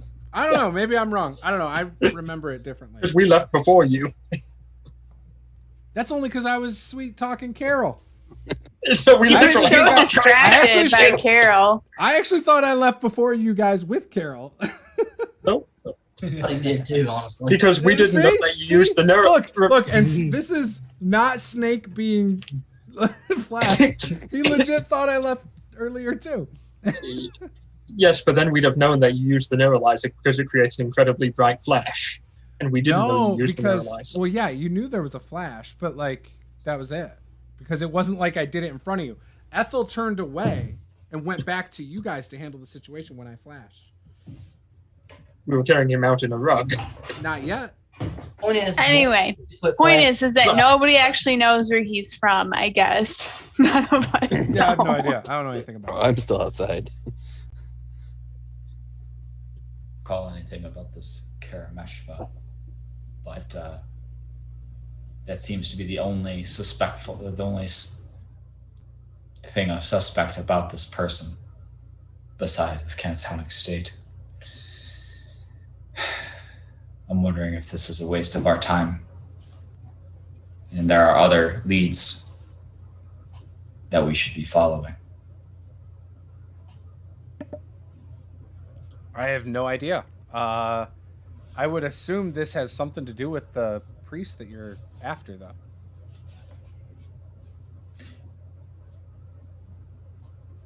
Peter, are the cops still waiting for Ethel? Mm-hmm. I want to go talk to the police. Okay. Is that something I can help you find officers with? Yeah, we're just waiting for that young lady there, as he points over to Ethel. We got to take her downtown, get a statement. You know, the car was kind of involved in an incident earlier, and Silas is gonna look around like he's pretending he's very concerned whether or not Ethel can hear him. He's gonna lean in toward the cops and be like, "Listen, you don't want her statement. She's a very confused woman, my aunt, and I mean, she was over there trying to get the tow truck driver to take her car to room 14. The motel only goes up to room 12. She thought we were in Jersey, which she ain't been in Jersey in years. Do you really need her statement? She told you they stole her car all the way across town, didn't she? We were two blocks up the street at the coffee shop. They took her car. And I mean, they ended up right here because she didn't even remember to put gas in it.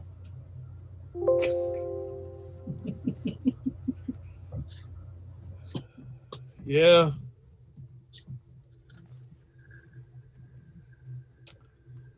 I mean, I don't know what to say. Were you around? Did you see anything?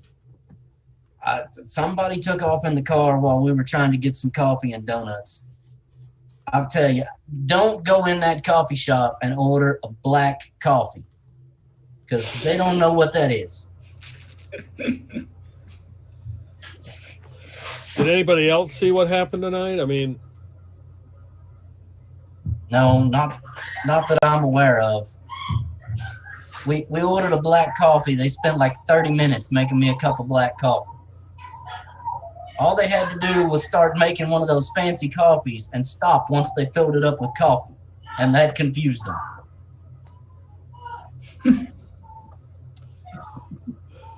yeah. Motel's getting rowdy here in the evening. Somebody's doing something crazy back there. We need to call the cops. Oh no, they're just laughing. It's fine.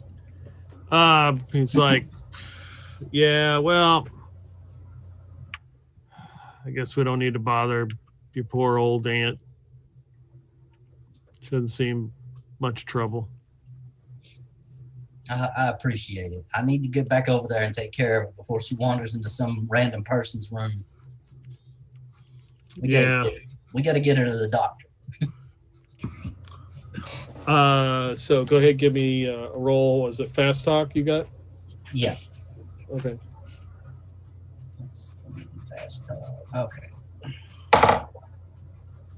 Don't kill us, golf ball. Don't kill us.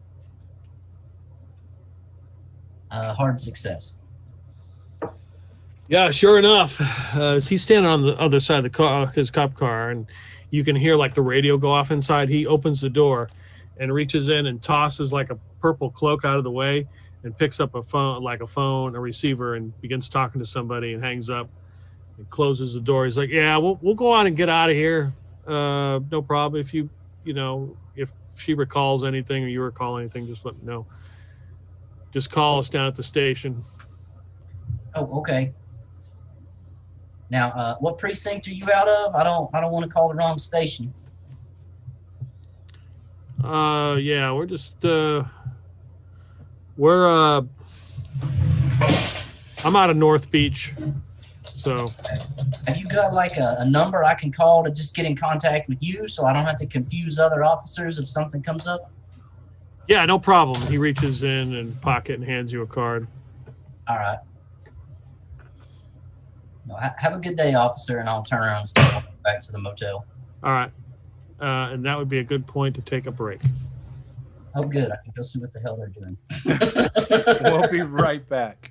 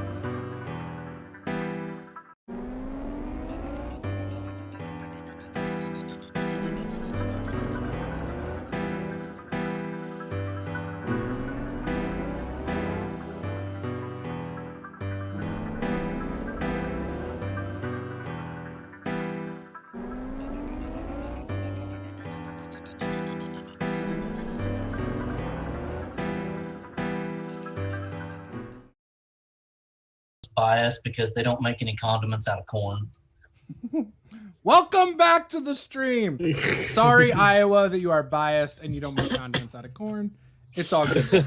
With that, Peter, take it away. But there's always hope. There's always ranch. There's always, Right. technology. Mhm. Ranch is the best, yeah. Dude, we put Everything that else- around here. For everything else, there's MasterCard. Okay, so we have Silas has just spoken with the police officer and gotten his card. 13 has investigated the body of this person that they have brought in, rolled up in the carpet, and has found nothing in his pockets or in his skin pockets. Blake's was watching out the window to see what was going on. Ethel has made her way back up into the room. Nova is in there also. I think Bonnie has. You're in the Ford Pinto. Are you headed back? You went to the You're headed to the coffee shop. I'm heading to the coffee shop, and I'm going to make a phone call when I get there. All right, you show up at Murphy's Law coffee shop. Pull into a parking spot Okay. and give Boris a call. Yes. What is it? Boris, it's me again, Bonnie. Of course it is. Who else would call me and interrupt show second time? Continue. I have a picture I'd like to send you.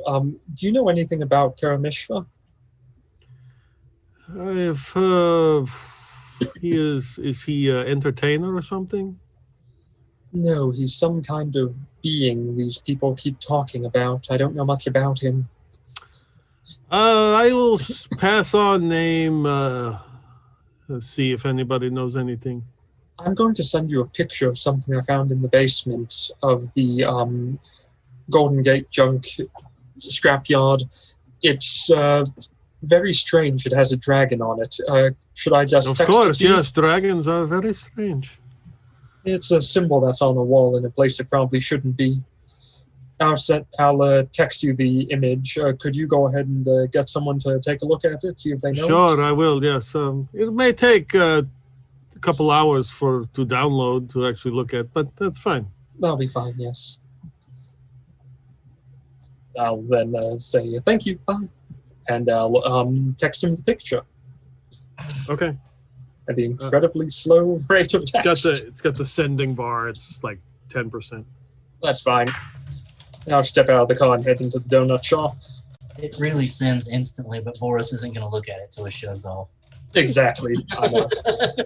All right, you enter the coffee shop. Yes. Do I see the person who spoke to us earlier there? No, he is not there. That's perfectly fine. I'm going to go up to the coffee shop and order a coffee and a donut. A chocolate one with, the chocolate chips on top. Okay, excellent. I'm very hungry. I'm on a keto diet. I can't eat bread and it's killing me. Yes. And then I'm going to take a look at the billboard again and see if I find another advertisement for this. No, there are no advertisements that you saw before. There's nothing but the ones that we saw previously, none of this one again. Mm-hmm. Okay, I'm going to go up to the coffee shop employee and just ask. Hey, there was a thing here for about helping people a religion or something. And I was wondering, who was the person who put it up there? The billboards. Yeah, on the bulletin board, the little cult thing. Oh, yeah. I think it was, and he points to the seat where the guy had been sitting at the table. Yeah, I think that's the guy that does it. He comes in here. It's kind of frequent. Yeah, because I was supposed to meet him there, but I just missed him. And I was wondering, do you know when the next time he'll be here is? Oh, probably. I bet in the morning he'll probably be back. Okay. Do you have his name, by the way? I didn't get it.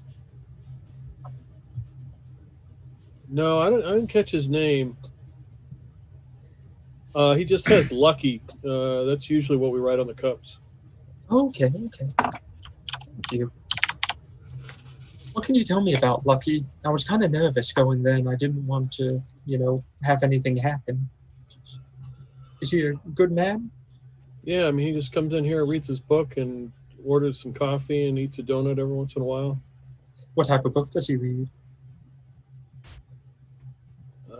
I'm not sure. I wasn't catching what it was. I think it's one of those Tolkien books. Oh, one of those? Yeah, could be an interesting read. I might get around to it one day.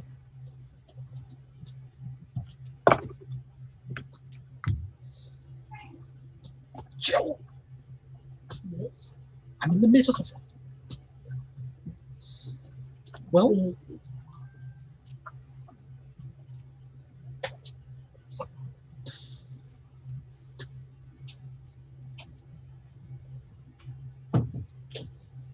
yeah, this is why I prefer living alone without other human beings.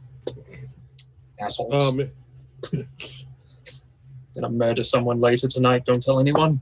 But yes, back to the game. Oh, okay. Yes. What else can you tell me about them? Does he sit with anyone else or anyone else come in with him? No, he's always by himself. What does he drive normally? I don't think he drives the car. He walks. Walks? He must not come from a very long distance then. Well, I don't know. I had an uncle. He'd walk miles. He'd walk all over the city. Which direction does he normally come from? Maybe I can find him quickly. I'd hate to miss him. I'm not sure which direction he comes in. Okay. Well, does he normally pay cash or card? It's usually just cash. Lots of change. Coins? Pennies, dimes, nickels? Yeah. The Spock pennies. He loves those. He pays with those most of the time. The spot. I see. Okay, very interesting. Well, thank you very much. Oh, is there a bookstore anywhere around here? Like, what do you mean, like used books? Or any type of bookstore nearby? Yeah, I think there's one near Fisherman's Wharf back in there. Okay. Well, thank you very much. You've been a great deal of help. And I'll come back in the morning and see if he's returned. Okay. Thank you. And I'll take my food and leave. All right. We're at the motel, and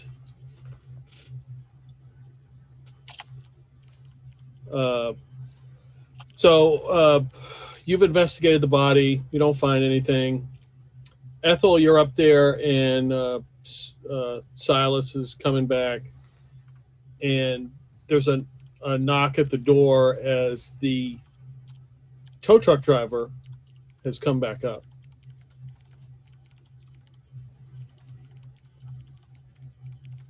All right, let's get the door. On the motel, on the room door? Yeah. So 13 would throw his hood and the glasses back up and kind of stand off to the side. Silas will answer the door. Oh, hey. Just wanted to say I fixed that flat tire that you had. as he's kind of like peeking in the room. I took care of that tire. I figured somebody had to do it. Yeah, Ethel will come up to the door right next to Silex to try and like further block any kind of gap in the door. Oh, thank you so much, honey. You're such a dear. Well, I figured it's least I could do, you know. Thank you so much. You want a hot candy? Ethel will pull one of them strawberry candies in the strawberry wrapper out of her purse. Strawberry bonbons. Yeah, sure. No problem. What did you drive over? I mean, I heard they got shot out? Really didn't look like any kind of bullet round, though. Yeah, I don't know. All I know is it got a flat when I was here. You know, I walked up and saw you guys about to tow it away, and it had a flat. Yeah. Okay. What did the police tell you that? Oh, I heard there was some gunfire out here, and he said, you know, maybe he was over looking for shell casings, but he didn't find anything. So.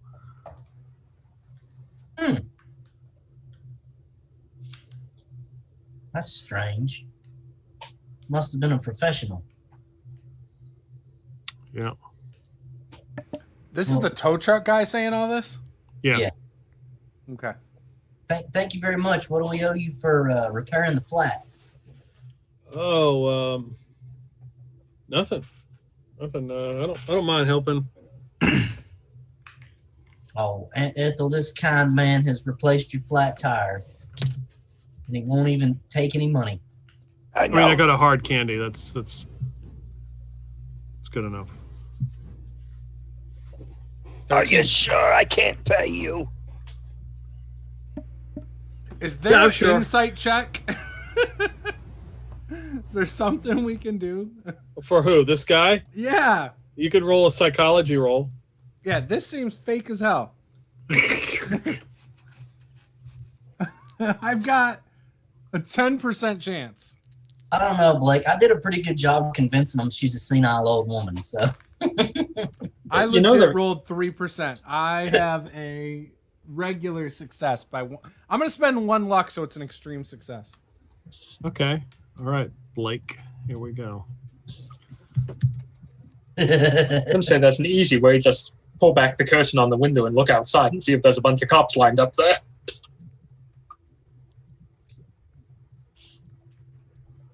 Yeah, I was planning to tell everybody in the room about the purple cloaked cop had in the car, but hadn't got around to it yet. All right. And Juce driver comes back and starts acting all sus. So I'll walk up as Snake is talking through the door, right? Like with the door cracked, I'm assuming. Like it might be all the way open, but I don't know. How do you have it open, Snake? I didn't open it all the way, but then Ethel came up and like blocked the view even more. So we probably had to crack it a hair more. All right. So I push. Well, I have my gun ready and I'm standing behind the door. How about that? Okay. Yeah. As you're doing that, go ahead, 13. 13 gets up,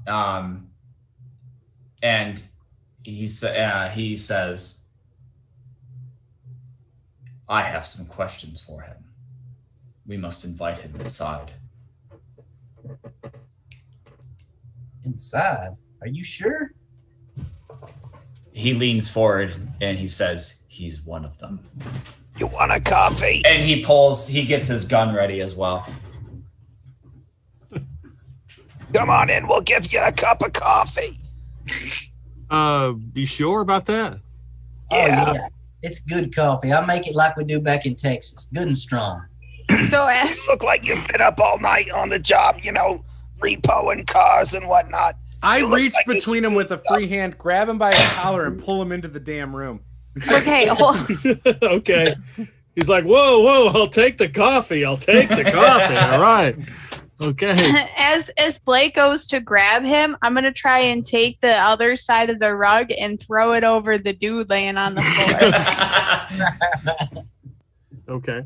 Good call. Past that. We're past that. Okay. Yeah. The rug is covering the body. He's like, yeah, coffee, sure, okay. Someone said earlier that we haven't killed anybody yet. That shit's about to change. So 13 would come and like help you, Blake. Like if you have your hand on him, he would like take his other and like presumably like we're both like shoot like having our guns pointed at him. I'll drink the coffee, I swear. Why are you really here? Because I'm a tow truck driver. Bullshit. The tow truck's just out there. I put the gun up under his chin and like jab it. Like there's probably gonna be a bruise there. I'm a tow truck driver. Peter, Seriously. Have you Peter, been am I still under the effects of the neuralizer? Yes. Okay. I'll pull my gun too then, because this is clearly Blake's master plan is to get this guy intimidated. I didn't say you think everything I do is the most brilliant plan, but that's okay. Have you been involved with any cults or religious activity lately? Can this guy take the gun out of my throat, please? Snake, go look in his truck. You want me to go look in his truck? All right. Yeah, go see what he's got in there. Well, why don't you at least move the gun so let the man talk? All right, I put it straight into his chest and push really hard on his sternum. Peter, I'm going to walk up to the door and look out the little peephole. Is there anything outside besides his truck and like the vehicles that were there before? Yeah, the cop has left and his tow truck is out there. Okay. You I'll know, start making my way to the truck then. if you're interrogating someone who doesn't have their hands tied up, you should never put the gun close enough where they can grab it. Just saying. There's 2 guns on him from 2 different people. That still can end badly, trust me. Yeah, for him. Oh. Blake is clearly just like a backyard cowboy. Blake, just ask him the questions you want to ask him and let him get on with his day. There's something not right about this guy. He's like trying to look up in here. I saw that. Like he's acting all skittish. Like he's trying.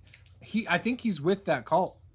He is a duplicate, and you are going to tell us everything you know Whoa. about this cult and your father, priest, whatever this religious figure is.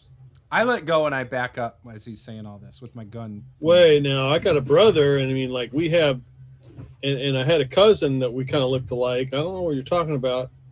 I mean, I went to maybe I went to a healing session once with this preacher, and because I had some issues. Who was this preacher? He was kind of, mysterious kind of guy. He said he was from the Midwest. What was his name? He didn't give his name. Can you provide a description? Look, all I know is that we went down. We went to some. We went to that salvage place, and we met, and then we went down into the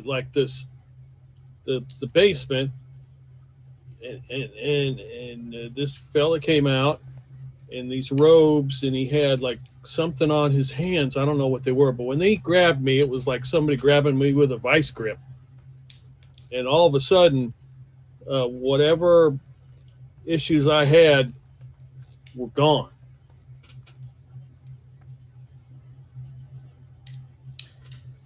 This person is doing unnatural things and is upsetting the order. We must find him. If we wanted to locate this priest or this healer or whatever, what would be a good way to do so? Well, and how did you come across him? I was recommended because of different afflictions I had. What afflictions did you have? I had all kinds of injuries and things. I was in like a bad accident at the factory.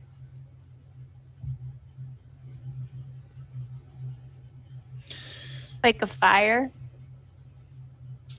No. Oh, okay. No, I got caught in one of the grinders. I see. What bits did you lose? What bits? Yeah, Just how the much? tip. How much of yourself did you lose in the grinder? Well, like my right arm and my leg. Is he wearing gloves? This guy, no. No. Does he have an arm? Yeah, he's got 2 arms, 2 legs. Yeah, looks normal. Which arm was it? My right arm. I was gonna like poke at his skin to see if it feels like that Gorn stuff. No. Well, he's not part Gorn. No, I'm Presbyterian, maybe. Is that the name of this cult? Presbyterian? Probably. Jehovah's Witnesses, I tell you. Do you know other people who have met with this priest for healing power? Well, there's some. There was a couple there that night. I don't remember them though. It's kind of funny. I just don't remember them. Kind of remember showing up, but leaving, I don't really remember that much.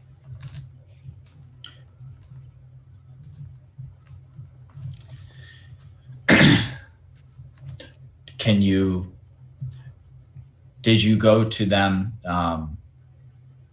Did this take place in this city? Would you be able to, if we showed you a map, would you be able to circle the building or the area you were in when you?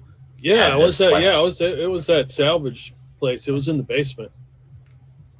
Know where that salvage shop is? We were there earlier. That's where Rug Boy came from. Oh, we're going to talk about that. It's okay. I don't think he's going to do us any harm. And I would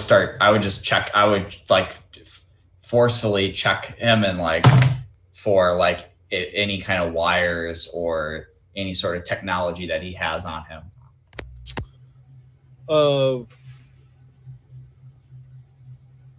No, other than a calculator. When I see the calculator, I grab it and I'm like, and what is this?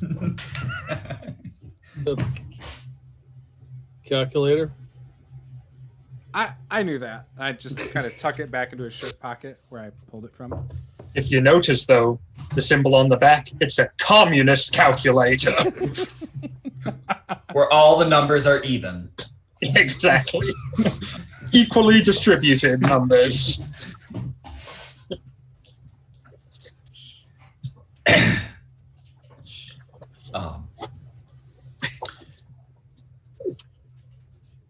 Where you don't remember, you said there were others and you don't remember who they were. Don't remember their names, but were they people you once knew?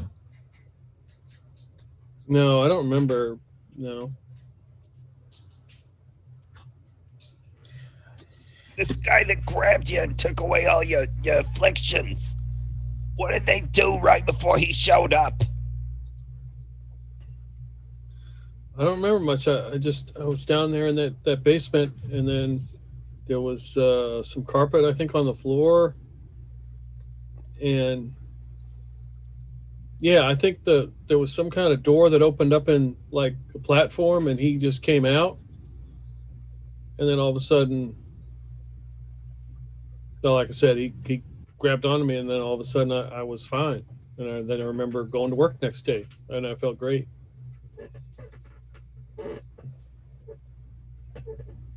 Well, I think it's about time for you to be going, but Blake, I don't think he should remember any of this. Ethel, do you want the magic stick? Well, I just want you to use it on him. I don't know how the hell that thing works. Oh, he won't remember any of this. you want me to flash him 13? He must be eliminated. Oh. There's no...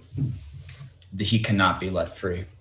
We're just going to do this then. All right. I turn around and step back behind 13. Saul, shoot him. No, not without. God, no. All right, give me a roll. Slice the throat! Don't shoot, it's too loud! When everyone forgets they're in the seedy motel. It's a regular success.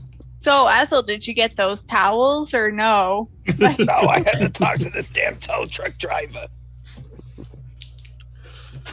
Okay, I'm assuming it's point blank range. Yeah. And Back of the head, Soviet execution style, like he was taught. Hello, comrade. Yeah. So where do you shoot him? Probably in the chest.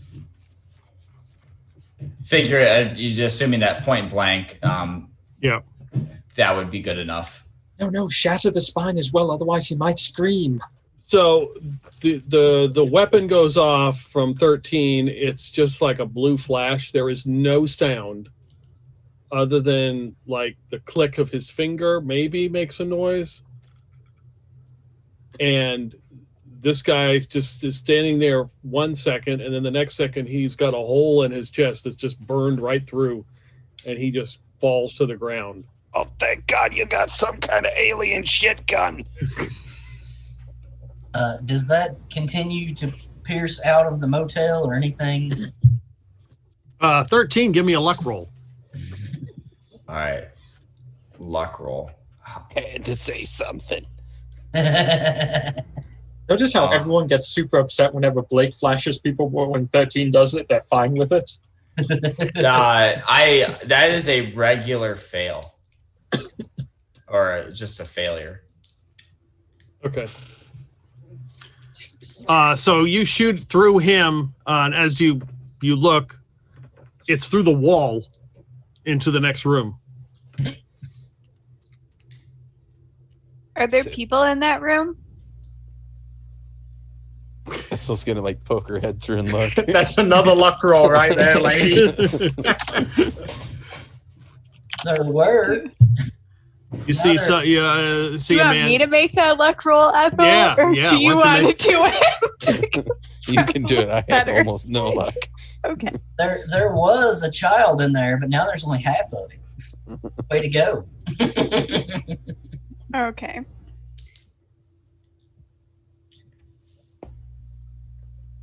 I have to state, I don't really find Blake all that scary. He's not someone I particularly fear. I mean, you shouldn't fear my So- muscles. You should fear my brain. There's not much That- of anything there. Not true. My stat sheet says that those are my best stats. Int is my best stat, 85. With education, my second best. That's a hard success. Okay, yeah, looking through, there's nobody in this room. Oh, thank God. What about the next room over though? There is a hole in the front wall of room 10, and it goes outside as it heads outside. So it's shot at an angle. You got one of your merch shirts. Just Yeah, pin it I- over the hole. That's what I'm thinking, yeah. I have a couple. Three. Dude. That's like You gotta do one in this room, one on the other room, that's and one on the outside. $90 minimum. Gone. Out the window. It's better than going to jail, isn't it, Blake? Can I put a sock in it rather than a shirt? No, someone's gonna pull a sock out if you hang a shirt on the wall. How big are your socks? What? I got deep socks. Deep socks? I don't need to know. How about crusty are your socks? Deep Nope. socks. Oh, I pull God. out some gym shorts. Will this work? No, it's gotta look like a jersey. You know, like people hang jerseys on walls. Why are we spreading Blake's DNA everywhere here? Meanwhile, I'm just gonna take a Hey, your blanket off the grandmother- bed. Your And grandmother. I'm gonna is the one use who the touched it. blanket to try and like stuff up the hole, I guess. I don't know. On walls. Why do you keep shooting people in the places we're staying where we had to leave information that we're staying? I didn't shoot anybody. Anyway, Anyway, over here jerking off till it's my turn again. we gotta get like out of town soon because this is not gonna stay covert very long. Yeah. You think? There's a hole in the wall. I suggest Wait, we hold hang on. something over it and we get our asses over to that goddamn salvage shop. Yes. So this is room 11. What room were you guys in? What other room do you guys have here?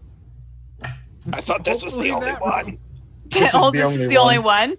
Well, You guys don't. Oh, okay. I thought Nova and 13 got a room, and Yeah. then we got a second room when Blake asked for one.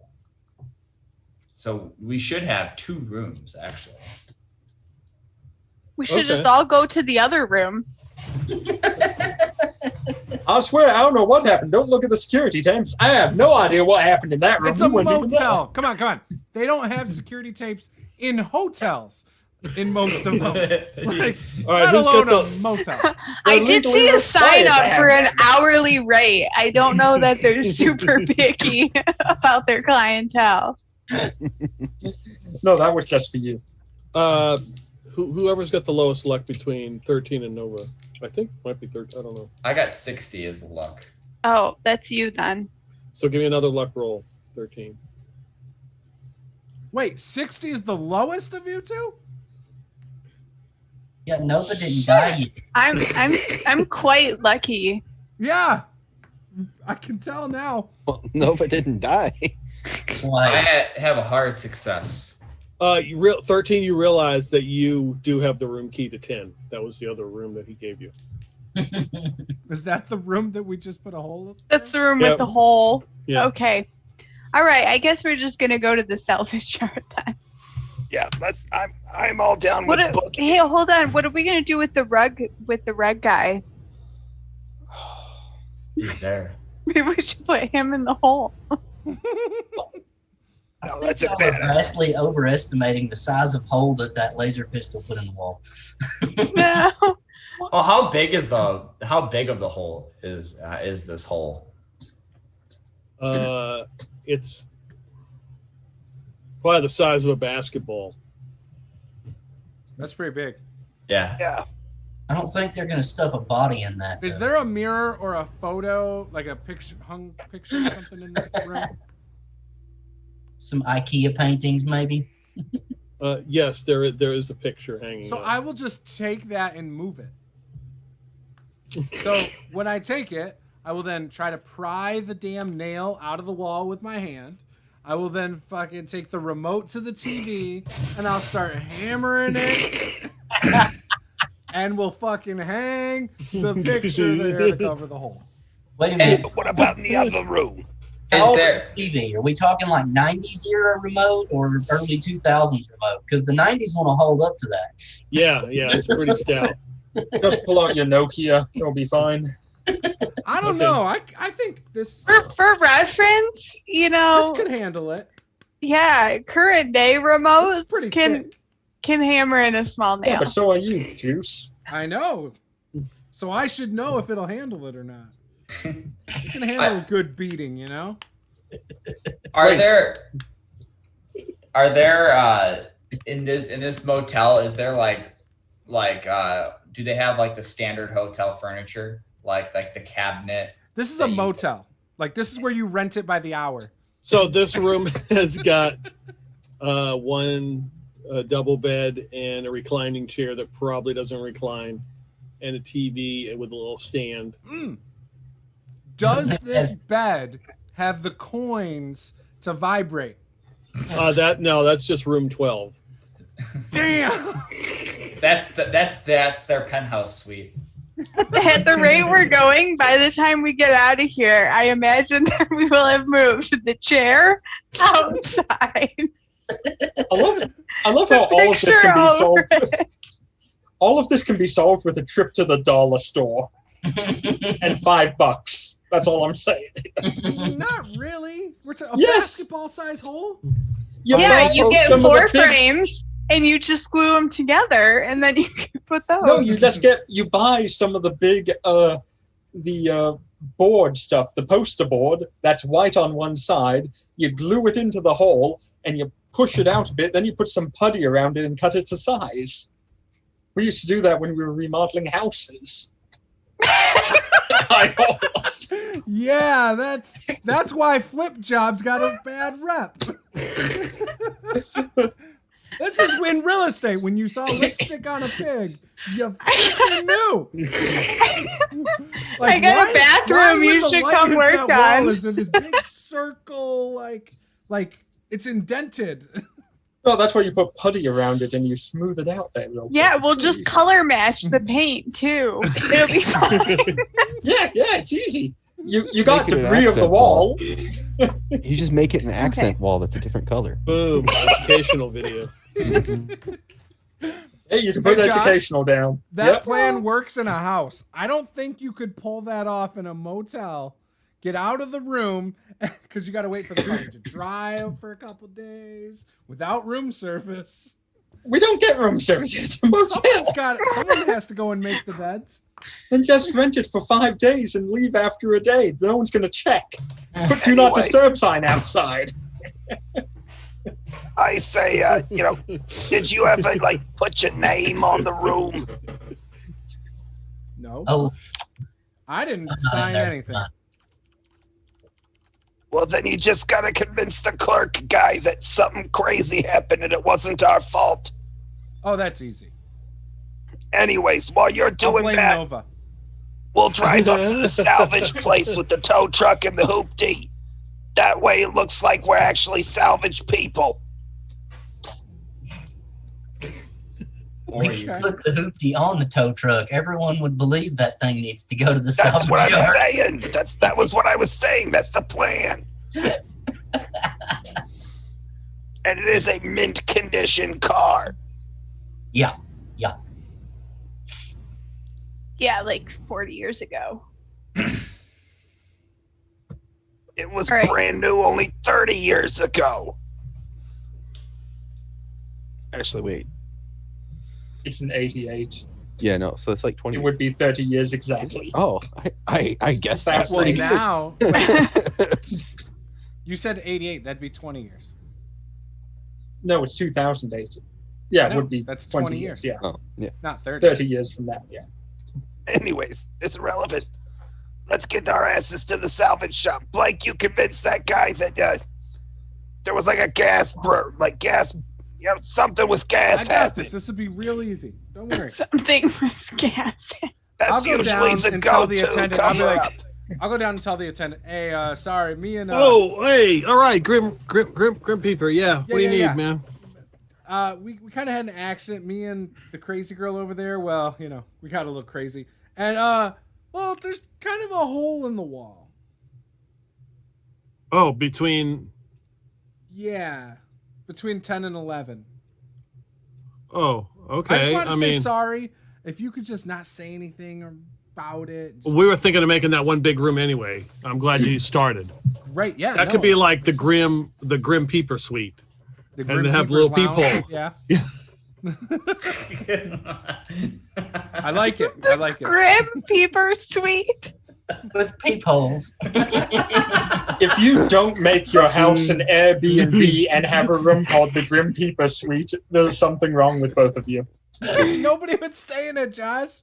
Who the I hell would. come stay in that? Would you like to stay at the Grim Peeper Suite? I We would would get love a to. lot of weird exhibitionists trying to rent out our house. I don't know if I want that, man. You do. You No, want them not on it. our furniture would be all nasty. No. Put plastic on it. Get down on Airbnb, it's gonna be nasty anyway. Get some more towels. So yeah. You just got a new bathtub in anyway. It's fine. It fits. No, it's not in yet. Bathtub's still in the box. Well, they can install it then if they want to stay there. Send it out to a plumber. Hope for a creepy plumber to show up. Yeah. Hi, ma'am. I'm here to do your pipes. Rips off Velcro pants. Isn't that, Come on that's the in. stripper. See, look, she's inviting other ones in there. Not this one. I'd show up and be like, all right, I got the Velcro pants.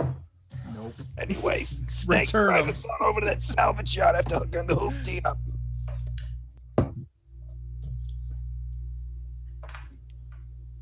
I'm sure you've done time repo and stuff before. Who are you talking to? Snake. 13. Oh, okay. Oh. No, I was Snake. like, it's not me. He said, Snake, why don't you hook the hoopty up? I'm sure I can operate this thing. It can't be that complicated. I think that's a heavy equipment roll. There actually is a thing for that. There is. And you start with a 1 in it. Yeah. Is that what you Right. want, Peter? It's not I mean, you can roll. I mean, it's not going to be an issue of like not being able to drive. It's just like how well you drive. For driving, it's drive auto, but heavy equipment is to go ahead and actually operate the machinery on it. Yeah. I got a 5. I need a 1 for a success. No, well, what's your drive auto? Oh, my drive auto's a 20, so that's a hard success on that. If you're just driving it there. Yeah. There you go. So you and Ethel are going to head up to the salvage store. Yep, towing the hoopty. Okay. Did I what- find anything out of the ordinary when I searched his tow truck? Give me a spot hidden roll.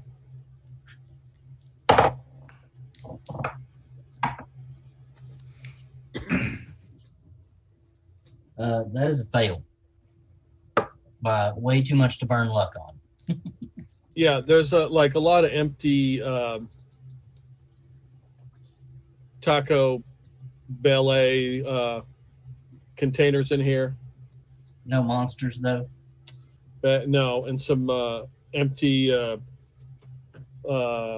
new Coke cans. But other than that,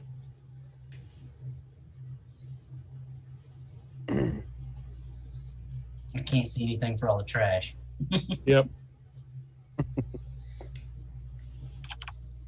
So yeah, I'll drive us up to the salvage yard then, tow in the hoopty.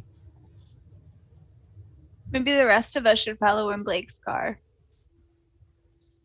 Yeah. So I'm taking the Outcast in my car? I'm sorry, what? Yeah, you. I'm taking you and him in the car. I point to her. And 13. Bonnie. Oh, and Bonnie. I thought she Oh. was gone driving. I'm not there. Oh, I'm working. She's Oh, investigating yeah. everything. sorry, I forgot that she wasn't even there. I'm no longer part of this party. I formed my own organization now. Yeah. Bonnie has gone like Black Widow on us. No Yeah, one has it's bothered just- calling me or telling me anything that's going on right now, so I'm just continue waiting. We probably don't notice you're not there because there's like so many of us and there's so much going on that we're not. Let's be even honest, she thinking about never really contributed anything outside of driving anyway. So Yeah, Yeah, so you're just taking 13 Pizza. and I. Pizza's a big deal. I don't know. we told the clerk at the hotel or the motel that there was a hole in the wall. We didn't mention anything about the unconscious guy in a rug or the dead body, but he'll figure out to cover that up too. why are we leaving those two things there anyway? Yeah, what It's are like you a doing? bad with those two idea. things? Just gonna put a blanket over. I thought we were taking him out of here. I thought that was the whole reason we're leaving. Yeah. Why are Yeah, you we're gonna even put him in your leaving? car. To meet you, right? No, I didn't tell you to meet me. I said I'll come back when the heat's off. And I'd be out for a few hours taking care of some things. No, You Bonnie, people are the ones who decided to suddenly go to the scrapyard. yeah, I didn't tell anyone I was going there. You Yeah. called us after the fact and the police were not on you anymore. I thought. I was going to wait until all the heat was gone because they're going to investigate where someone just fired a bunch of bullets at them. Okay, well I'm gonna call Bonnie then. It's a motel. The heat's never Because off. I thought we were meeting Bonnie. Okay. They'll Bonnie, be get here the for a phone. murder in 3 days. Like the heat's not going away, man. They probably have a sting operation to catch some street deals terrorists. going down. Like the spot where the cop car sits is like slightly depressed because it's just there so often. Yeah, you can see the 4 spots where the tires always are. All right. Yes. Bonnie, you get a phone call from Nova. I'll pick up the phone while I'm driving. Hello? Hey, so whatever you do, don't go back to the motel. What did you guys do? There was a rough situation, and somebody thought discharging their weapon was a good idea. There's holes in the wall, a handful of dead bodies, and we're headed over to the salvage yard. I So hear her if say you that. just I'm like, wanna- there were already holes in the wall, like over there. Like, this isn't a nice place. What do you expect, Nova? Just meet us at the salvage yard. I wouldn't bother going back to the salvage yard. Well, let's just regroup there. Okay, I'm going to a bookstore at the moment, going on the lead we currently have. In the basement of the salvage yard, you should know there is a sigil behind the curtain with a picture of a dragon on it. That was all that was Okay. very suspicious there. Tell her about the carpet and like the trapdoor thing that our guy told us. The carpet. Yeah, And the the guy trapdoor that just thing. got blown away by 13's new fancy gun. He said there was In like the carpet bottom that of he the- pulled up and there was a trapdoor in the basement. Yeah, there's a trapdoor in the salvage yard. I don't know why you guys let me talk. There's a You have the trapdoor in phone. the- Clearly, I'm towing the hoopty side by side with Blake's car so that they can talk between the windows. Look, Oh, there's that's right. I thought we were, yeah. We haven't left yet. so there's We're a still at the trapdoor motel. in the salvage yard, which we're going to check out. And then, okay, so after that, then why don't we meet you at the bookstore? If you don't want to meet us back over here. I'm fine with meeting you back over there now that we have more information. I was just going to follow a slim chance of a lead, but if that's better, it's better. Yeah, I mean, like if Nora Roberts has got some tips in there or something like that, I mean, feel free to pick up. That's Well, it's more trying to figure out who some of these people might be at the end of the day, but I'll come back. I should be there a bit before you, actually, without where I'm located. I'll meet you at the salvage yard. The place was cleared out the last time I was there. Just Okay. park by, if possible, just park by the old record store. That's probably better than parking in the building itself.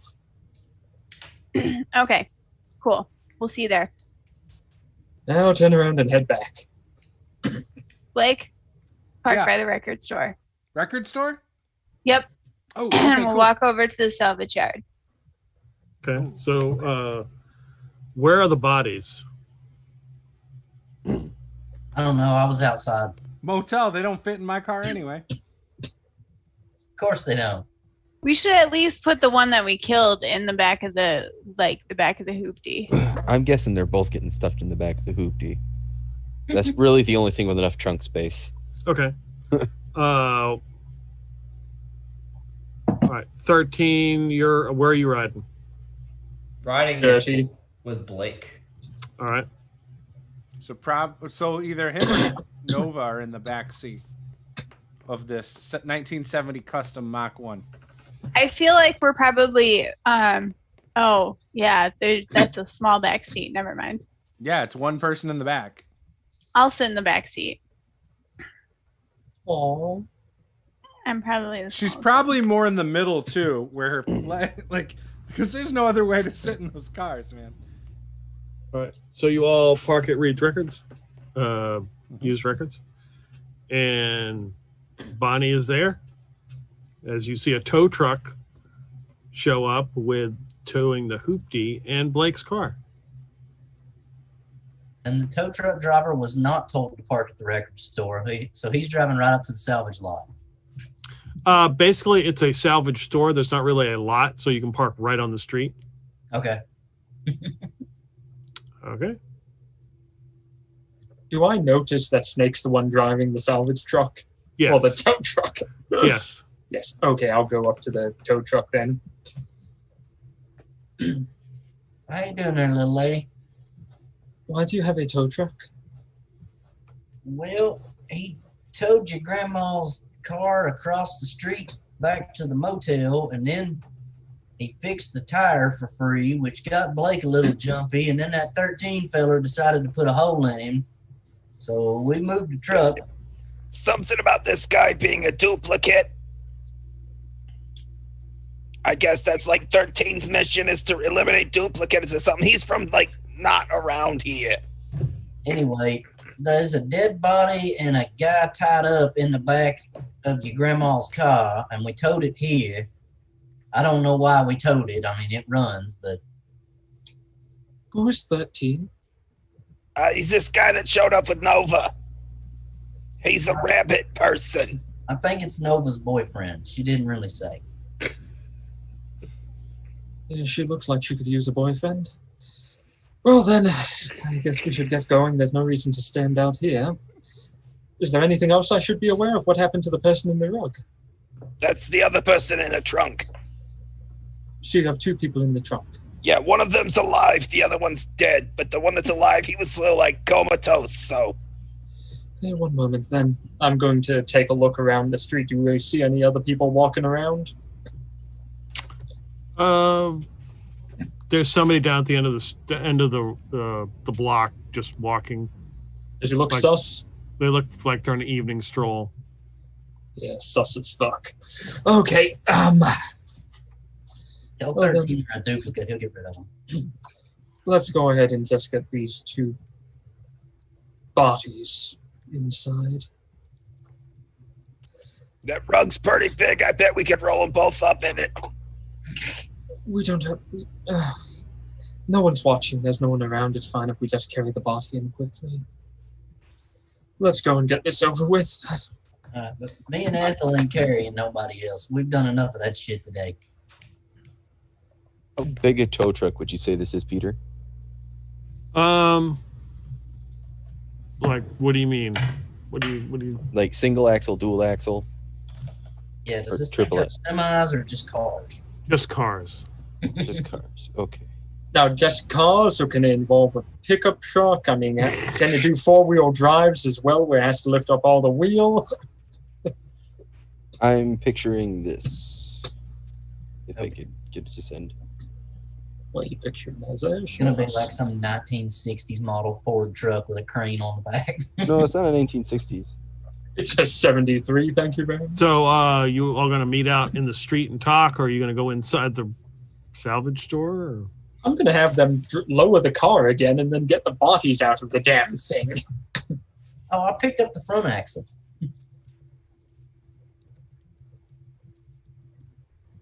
We just unhooked the transmission. I picked the front axle up. It's fine. Isaiah, that's just a picture of your ex-wife. All right. Yeah, let's get the trunk emptied here while we can, and then go check out the rest of the place. Yeah, Ethel's gonna wait for them to do that because Ethel's not strong enough to be carrying bodies around.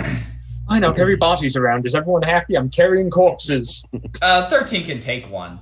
You take the lighter one. So he'll take it and throw it over his shoulder, and it touches the as he throws it over, it's like touching the rod on his back, and the flesh will start to blacken slowly. Which one? Oh, that's the duplicate you shot. You shoot it, you carry it. Yeah. Okay. That's store policy. So where are you guys gonna go inside? Yep. Okay. Did I you don't know about them, lock? I am. Did you lock it when you left, or is it still open?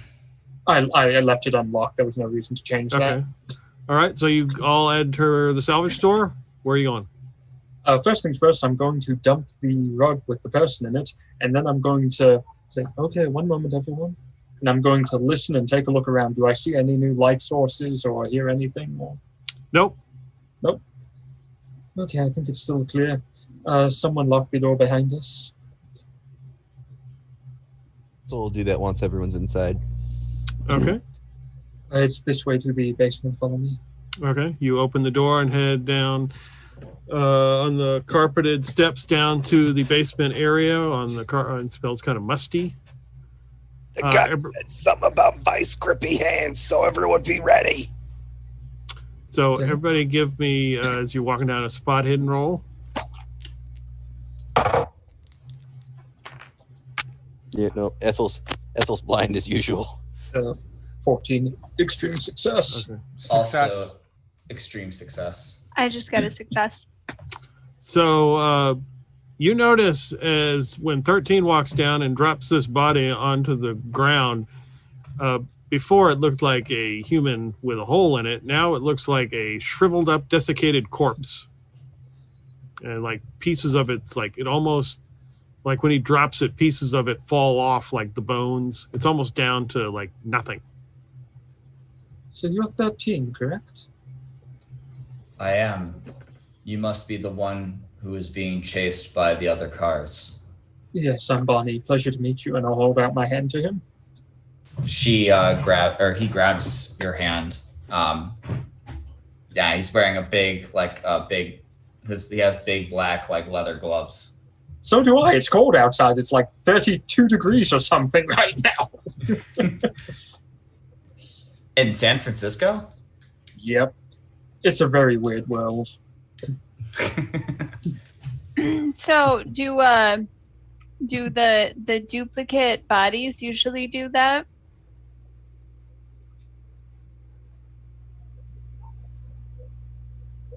Like turn black like that? Not normally. Oh, I see. He was nestled against the rod. What do you mean the rod? Oh yeah. Was he? Wow. Yeah, it has that effect. I try to be conscious of it.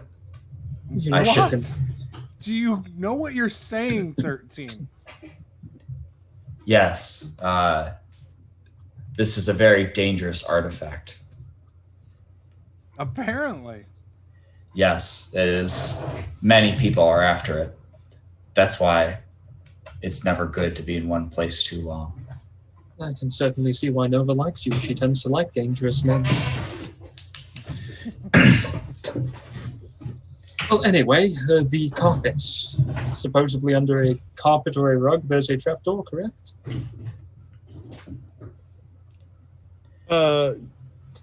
Yeah.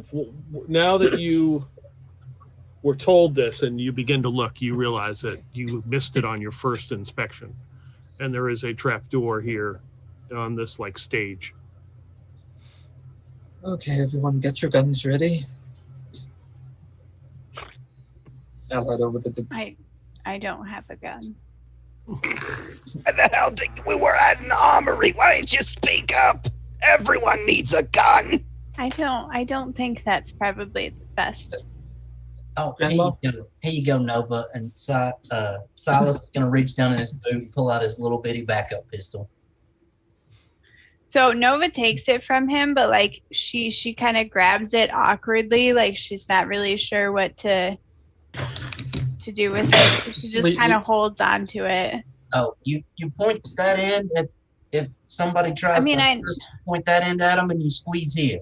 Just remember, booger hook off the bang switch until you're ready to shoot someone. Grandma, I think she's European. I don't think she'd understand that reference. Just you guys go first. I tell you, you're making me uncomfortable. Just hand me that back. That I don't want you shooting one of us. I don't think this is good. It's probably best that way. We'll have to make sure you go to the range when we get back to the project. I don't think I need a gun anyway. Everyone needs a gun. I'm going to go up to the trapdoor and see if there's anything I notice about it, Peter. Just opens and there's like a ladder that leads down. Is it a pull open or a push open? You pull open. Now I'll pull it open. Okay. You look down, there's a ladder that goes down about like 15 feet, and there's some kind of light coming from the side. Like not directly above, like to the side, you can see a light shining off the side of the ladder. Okay, everyone, follow me down. And I'm going to sling my Uzi and then just slide down the ladder. Ethel, you next. I'm not going down in front of you. I'll go after Ethel. He just wanted us to look under the moo-moo. Wait, we're going down, aren't we? Yeah. Yeah. Okay, that's why I want to be after her. I don't Yeah. want to be Above the under moon. her. He's lying. That's not what he was saying last night. All right. Yeah, Ethel climbed down. Okay. So it's very dark down here. It is more like a basement. The floor is not finished, but it has been carved out. However, there looks to be kind of a workbench down here. And above the workbench, floating in the air, are these sigils, and they are just slowly spinning in a circle. It stands about, I don't know, 5 feet tall. Do I see anything else movement-wise or hear anything? Everybody give me a listen roll. Hey, Ethel actually heard something with On success. before. The success.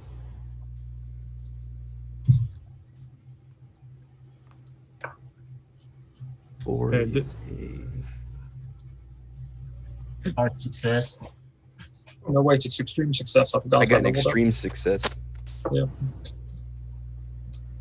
So if for those who got a regular success, you can hear like water dripping from the ceiling and like a growling noise in here, like a low guttural growl.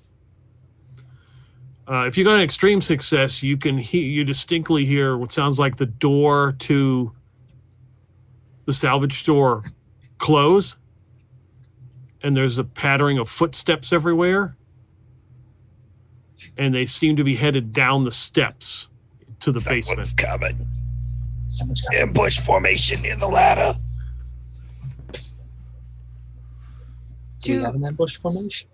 Do I know what these sigils might mean? You could make a Cthulhu Mythos roll if you wish. Silas is going to go over to the workbench and get behind it and point his gun at the ladder. You know what? I rolled a 6. So I'll spend a luck point to make that a 5 to get a success. Okay. These are Sumerian symbols associated with black magic.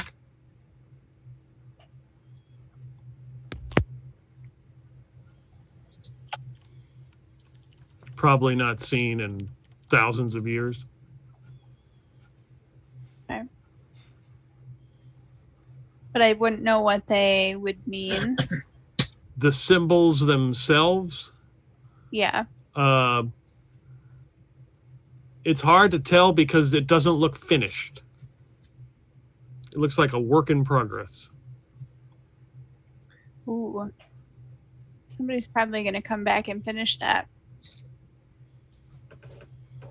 Hide yourself, Nova. Someone's coming. I'm going to not be next to the ladder. Where they said somebody's coming down. Could we see the bottom of the ladder from where we were when we were on top of it, Peter? Or was it Yeah. shrouded in darkness? Yeah, you could see the bottom of the ladder. Okay. And how is the ladder? Is it surrounded on 3 sides with only one way through, or is it open and the trap Yeah, it's door? open. You could go all the way around it. Okay. I'm going to go behind the ladder and hide behind there slightly. Okay. And when I see someone's foot come down, I'm just going to reach down and yank. Yeah, Ethel's gonna get behind the bench with the snake oil. Okay. I would follow. I trust Ethel. Is there any other places to kind of get cover besides the bench? No. I guess 13 would just crouch and like point his gun directly at the ladder. Okay. I think Nova's gonna try and go behind this bench if there's still room. We'll make room. The bench is just stacked like 4 people deep. No one's really hidden or I mean, anything. It's just on if top not, of each other like I'm cheerleaders. just saying. So if not, her backup plan is to just crouch behind 13 Look, we're human and use him centipeding as a it. body shield. Yeah, I was gonna say we're human centipeding it. The first couple might take the brunt of the bullets, and then the rest of us are fine. Dick to butt. Dick to butt. A2M.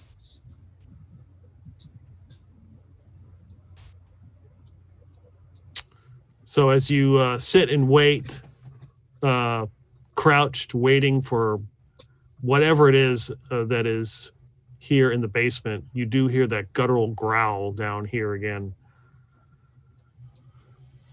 Can we get a sense of which direction it's coming from? It seems to come from all directions here in where you are. It kind of echoes or reverberates off the walls. Mm-hmm. You can hear a lot of footsteps, and they stop, and then there are these like loud clumps, like hitting the floor. You can actually see like ploofs of dust and stuff come down from the ceiling as whatever is hitting the floor is like doo, doo, doo. It's just walking through this basement, and you can hear it approach the ladder.